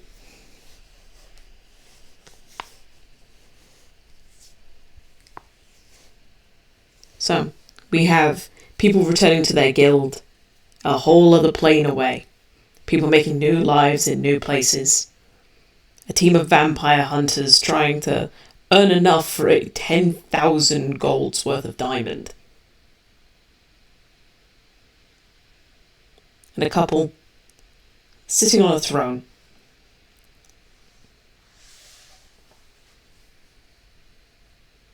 It'd be lovely to say that we close the book there. But one day, Aurora, you would notice that ever since Strahd had died, the weather had cleared. Blue skies in the summer, and admittedly cloudy in the winter. But as you cradle a bundle of joy in your arms, squirming and wriggling, looking up at the noonday sun, you do notice that the clouds are beginning to form quicker than they should. Azazel, while resting in your coffin, you hear laughter in your mind. Deep, mirthful, sarcastic.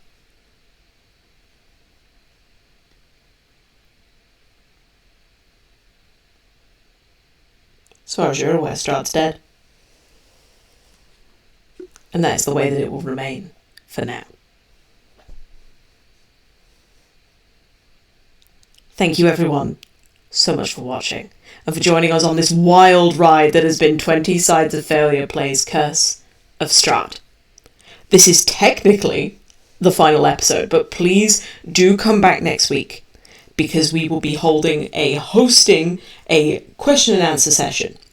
It'll be asking players about backstories, asking players about characters and decisions and why they did what they did, favourite moments. You, as players and the chat, have carte blanche to ask me as the DM any question you like about any section of this campaign and the things that I added to it. The things that you saw, the things that you never saw. And chat has full reign to ask any question they like, and we will get to it as quick as we can. But for now, I'm going to say a thank you to my players, and a good night. Good night. Good night. Good night.